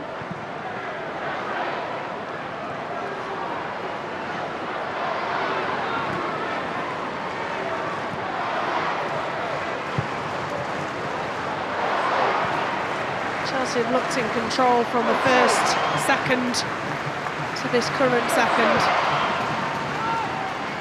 They've showed their dominance. It's almost a hierarchy, isn't it?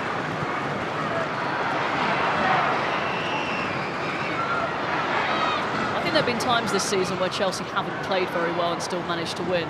They've played well today and they're going to win this game. They're starting to really find their feet. Well, the boss is back, and although results have not shown to have missed it, then we wanted a polished performance today for her.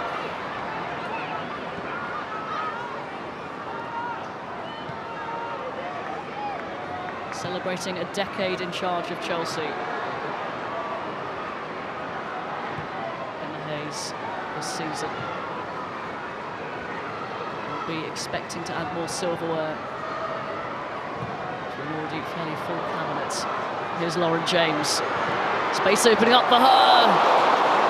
Just past the post. What a brilliant goal that would have been. The touch when the ball was absolutely rifled into her on her chest, just looks so comfortable. Nods it down. I think he gets a touch off Ashley Neville. Yeah. Excellent defending from Ashley Neville, just sees the ball wide. Beautiful bit of controlled play by Lauren James.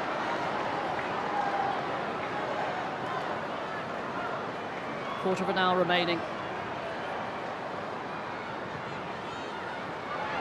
Brighton's corner, won by England.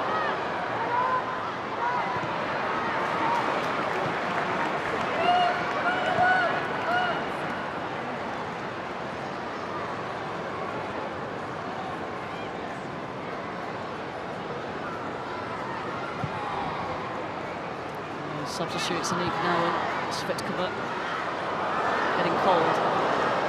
A rare error. Here's Ayan. Those are the sort of efforts that Chelsea have faced today. Yeah, I'd argue that Ayan had the freshness, the legs, and also the space to be able to get closer, give herself a better chance. Guru Wrighton's been excellent today. Got the Chelsea's third goal penalty. Foul on Lauren James. But Guru Wrighton stepped up, dispatched that excellently well. So all three goal scorers off.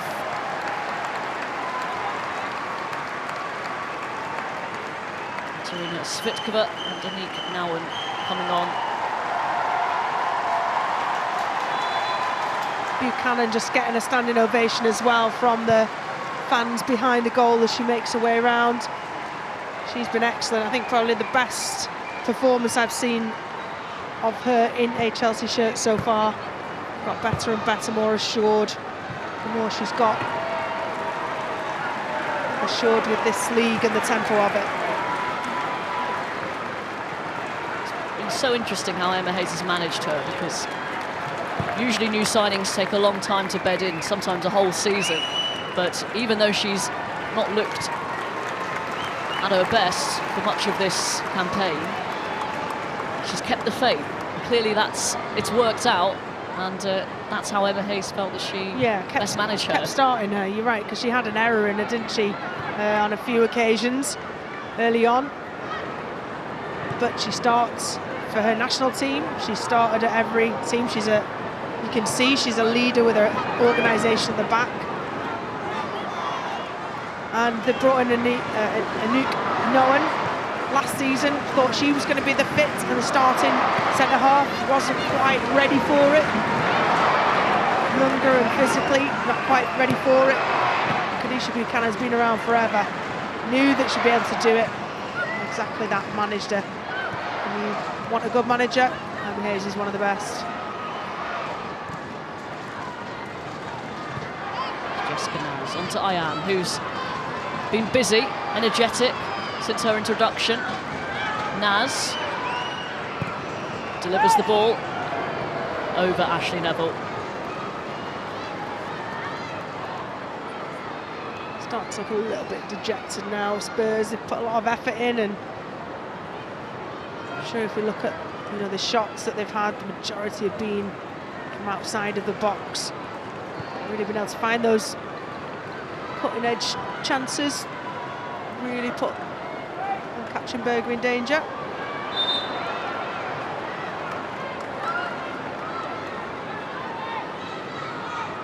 Foul. There's a few on Carter. Takes a lot to stop her progressing up the field. Former rugby player growing up, she was, and she's said many a time made a debut in WSL before it was a WSL, I think, possibly, but certainly as a 16-year-old. England. Perisset. They're there to intercept, but Chelsea win it back with Fleming. Perisset.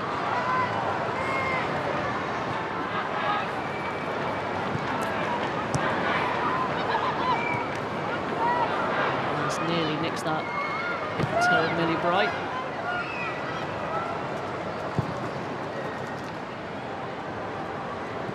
Tenth meeting between these two, and still nothing to show for it from a Tottenham Hotspur point of view. It's going to be a 10th consecutive win in all competitions.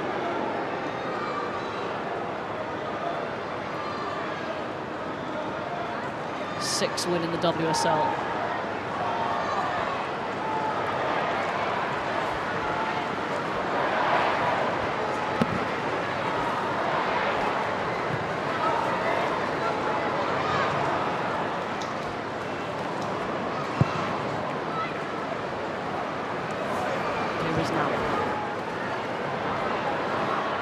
International. Corplet. Yeah, she had to use that angle. Couldn't have gone, tried to blast it, could have played it straight into the Chelsea players. And it's not, just thinking about the squad depth for Emma Hayes, it's not a luxury, it's a necessity. When you're fighting on all fronts as they perennially do, and she desperately will want to win the Champions League, come close. For a team, a stature and an infrastructure of this magnitude at Chelsea, she'll want success at the very, very top level. Reached the final a couple of seasons ago and they were well beaten by Barcelona. Lyon winning back their crown last season. Very impressive looking teams in European competition, and the fact that it's now got a group stage, more fixtures, which is what they were calling for. But yes, as you say, necessitates a bigger squad. It's part of their shortcomings, wasn't it, in that final, was squad selection, not having everyone available. Ayan for Tottenham manages to deliver the cross. Chelsea managed to get it away. Here's Lauren James. Crowd always rises anticipation when James has the ball at her feet. Fleming. And the offside flag is up against Svitkova.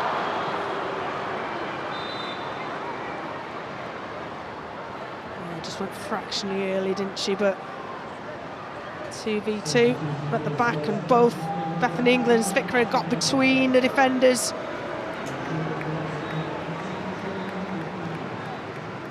Chioma Bogu coming on for Tottenham for Ashley Neville on a yellow card, and so important to this team, so not too surprising. Missed 9 months of football for doping. It's been a very tricky time for her. Still working her way back to full match fitness. Here she is, though. He's won a corner. She's got great feet, Chi, as she likes to be called. And that makes it easier for us as well. But you know, was on the fringes of the England team, the senior team, and I think it's overall her overall effectiveness. But it's great to see her back on the pitch. And she claims it was an innocuous, an oversight from a doping point of view. Spurs trying to work something different with the corner. Ale into Zadorsky. And the flag is up.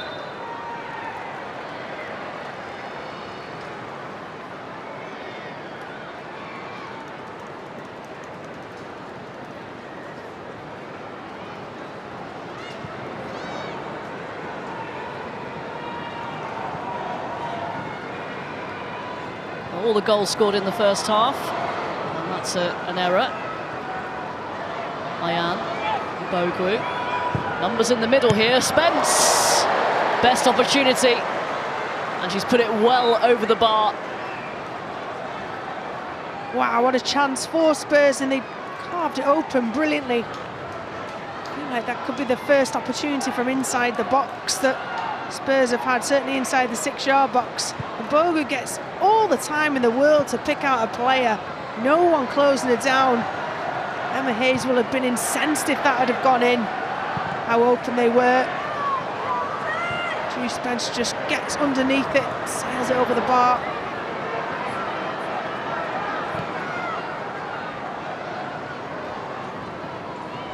So into the final 5 minutes here. Rachel trying to give your Barclays WSL player of the match.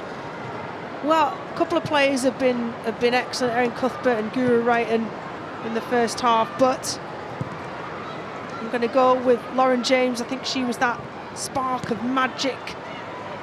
She won the penalty that Guru Wrighton duly converted, and she's been so hard for Spurs to manage all afternoon. And if we're looking at the difference between the two sides, she's a shining example of quality. Her start continues to rise. Lauren James for Chelsea and for England. Continues to make things look very easy. It's infuriating. But that's years and millions of hours of practice, and combine that with natural talent. A really fantastic work ethic. She's got herself physically. It's a credit to Chelsea and Emma Hayes, as well as herself, obviously.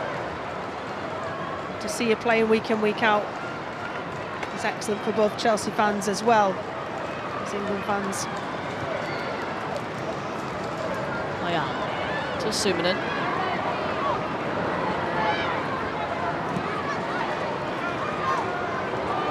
Naz, Ayan. Good link up. Turner just about gets there, ahead of the retreating Svitkova, but again, getting to good positions, and the final quality, the ball just isn't quite there for Tottenham.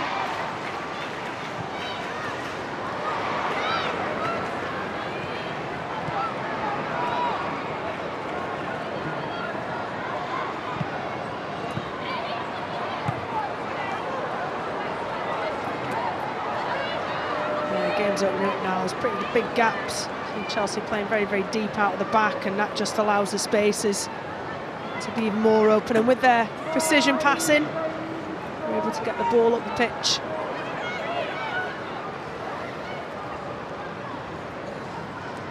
So it will be one defeat in 25 London derbies for Chelsea. The only one, the opening day of last season against Arsenal.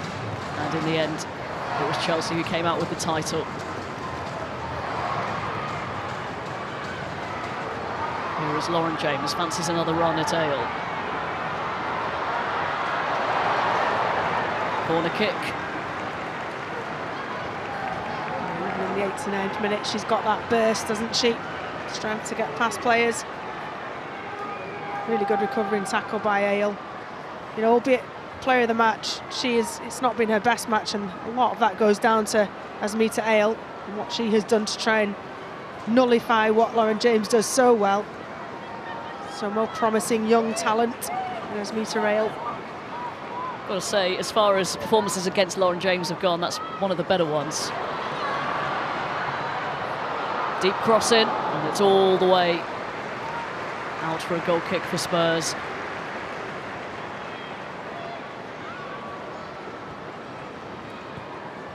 Yeah, Spurs respond well, other than diving in.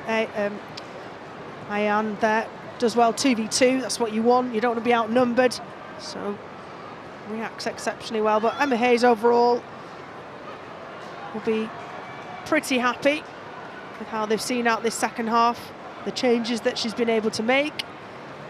Looking like every player will come off unscathed. And she'll be desperate to hang on to that clean sheet as well. Yeah, as mentioned, not so easy to come by this season. Won the league by a single point last season above Arsenal. Got Manchester United level on points with Chelsea and Arsenal, and as we keep saying, it could well come down to goal difference, so every goal scored and conceded could play a significant part.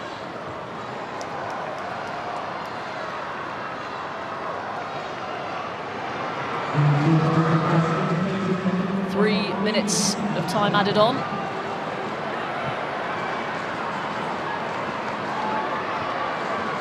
There's been some great football today for this bumper crowd inside Stamford Bridge. Good technical football. Good understanding from the team, tricks and flicks. And Chelsea finish with a flourish. Fleming invites James forward. 2 on her.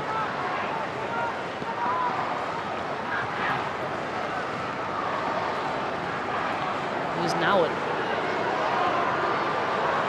Lovely give and go. Great run from Nowen. Back to Ingle. Can't keep it down. And Fran Kirby's got her head in her hands, thinking, why didn't you leave it for me? I think Ingle, Chelsea fans would have preferred it to drop to Fran Kirby, but Ingle does really well. It's good build-up play, a lovely run from Nowen, but you can see Fran Kirby maybe didn't give quite a big enough shout to Sophie Ingle, tried to do something with it. In the squat position, such was her frustration.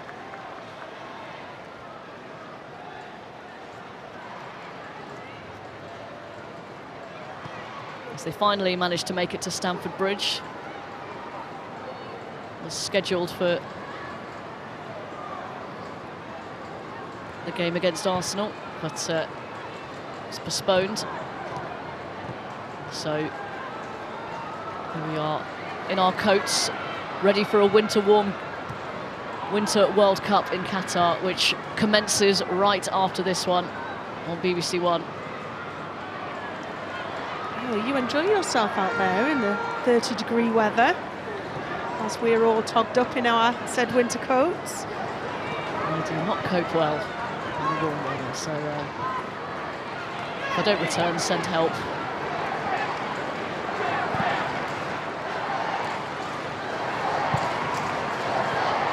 I could just about cope in the English summer, so it's going to be a challenge, but I gratefully accept.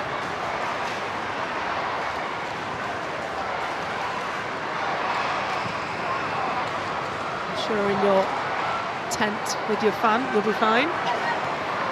No comment.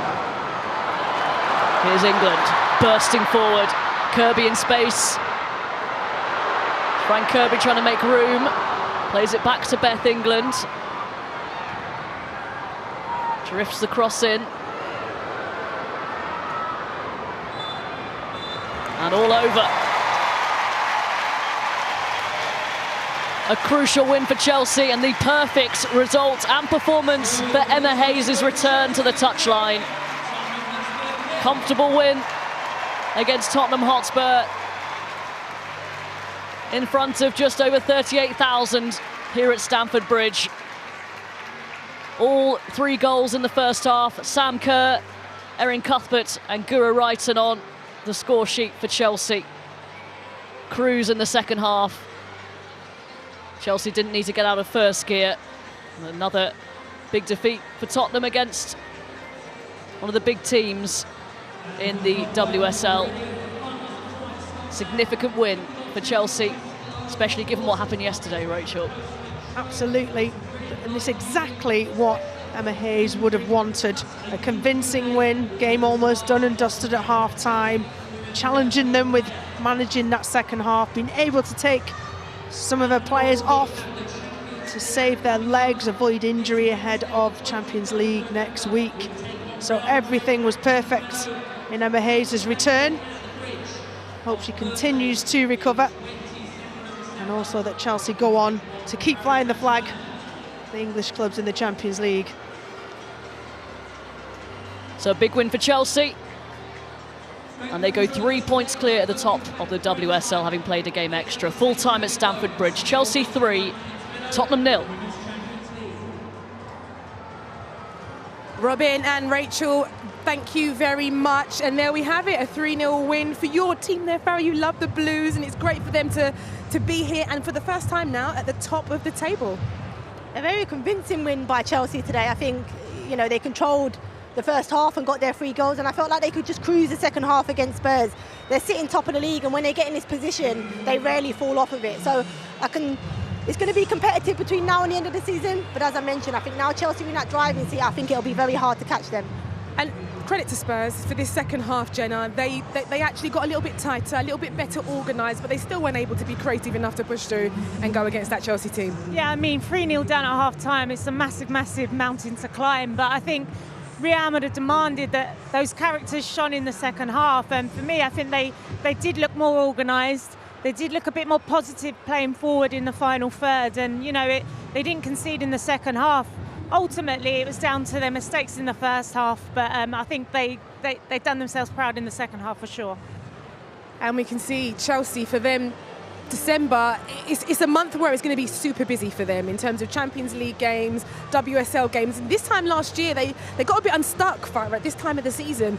They can't afford to do that this time round, can they? No, they can't, and I think Emma Hayes has strengthened her team, and we've seen the squad depth. We've seen the 5 changes Emma Hayes was able to make today in the game, and it didn't look like the players that came in, in terms of the levels of Chelsea, they then didn't drop. They make 5 changes. Normally in a game, you'll see the levels drop. In this Chelsea team, you don't see that. If anything, you see the team increase their qualities that they have. So they're able to now rest 5 players going into the midweek game.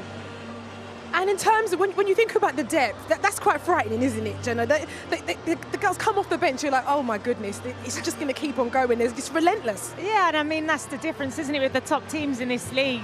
The subs, they make no impact to the performance on the pitch. And we were joking on the side that they're making subs, and you've got Fran Kirby and Beth England coming on. And ultimately, that's the difference today, again, if you look at the strength in the benches.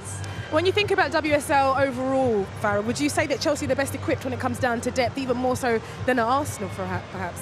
Yeah, I do, and I know, people think I'm a biased Chelsea fan. Partly I am, but I also know that Emma Hayes is smart. She's already started to recruit for next season, so she's already one step ahead. She let players go this summer, and pundits were questioning, was she right to let those players come? Her squad depth, her bench now is even stronger than it has been. And you can see there, Chelsea top of the table, 21 points, but Arsenal just behind them at 18, but a game in hand. So a very, very tight table there. Manchester United, of course, as well. And Lauren James, who was integral today, she's speaking to Joe Curry. Well, Lauren, massive congratulations on the victory. How much as a team did you enjoy that one? Yeah, it was brilliant. Coming to Stamford Bridge, it's a great atmosphere. Coming back from international break, we needed to, get started again and find some rhythm again, and we just look forward to each game that comes. And for you personally, you won the penalty in the first half. You went close to scoring in the second half. Are Chelsea fans really starting to see you at your best right now? Yeah, I mean, I just want to show them what I could do. That I made them wait a long time last year, and I just want to continue working hard for the team and showing the fans what I can do. Well, you've been unbeaten whilst Emma Hayes was away recovering. What does it mean to the squad to have her back on that touchline today of all days at Stamford Bridge? Yeah, it's brilliant to have her back today, especially, with the crowd behind her. It means a lot. We have a great group of staff that filled in while she was away. So, yeah, we're just happy to have her back and healthy. Well, congratulations on the win, Lauren. You're also the Barclays Player of the Match. Thank you. Isn't that great for Lauren James? And you heard her say that it's taken a long time and people are excited to see exactly what she can do now and really fulfill her potential. I think she did manage very well from Emma Hayes. I think when she came to Chelsea from Arsenal, I think there was a lot of problems injury-wise. I think her fitness levels, they had to work with her. This player has been talented from the age of 14. I remember being at Arsenal with her. She was 14, training with the first team. She is phenomenal, and it's bright for the future of the English game. I think she's one of the best young players that we have in this country. And in terms of the first half goals that we had in this game here, Jenna, there were mistakes by Tottenham that let them down, but they were great goals, weren't they? Yeah, they were. Obviously, the first one, Sam Kerr, it was a ball in from Tottenham, and then obviously the ball between the centre-backs, and Kerr's done well, used her strength and just slide it home very, very calmly into the bottom corner. Defenders couldn't save it there, but ultimately it come from a loose pass from the centre-back into the Chelsea player, but Sam Kerr there, she's not going to miss from there for sure. Brilliant goal from her. And then when you think about the 2-0, and what a strike here from Erin Cuthbert. A fantastic strike from Erin Cuthbert. It all comes from the delivery, great delivery into the box. You've got 3 Tottenham players challenging for one ball, and it falls loose to Erin Cuthbert on the edge of the box. She's able to control it and loop it into the top corner.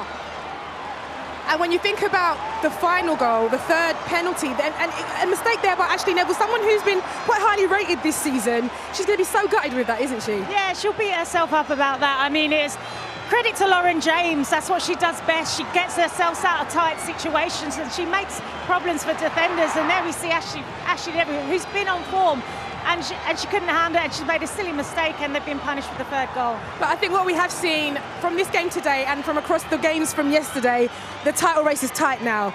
We are on for a serious competition in the WSL, and it makes it really exciting. Yeah, really exciting. We've always said from the beginning of the season it's going to be an Arsenal and Chelsea title race. But I think Man United now have put themselves into that category. They're really trying to push the two of them. I still believe it'll be a Chelsea, then Arsenal, and Man United might just pinch that third spot. Okay, well, thank you very much, Jenna, and thank you very much, Farewell. The heat here has been on Tottenham, but I tell you where else it's really hot, Qatar. It's going to be a really, really good one. A World Cup coming up next here on BBC One. Stay with us, and thanks for joining. Let your heart run free.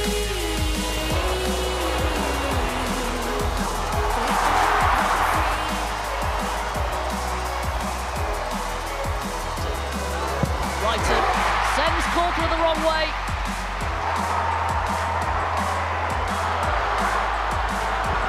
Sam Kerr, and it's in.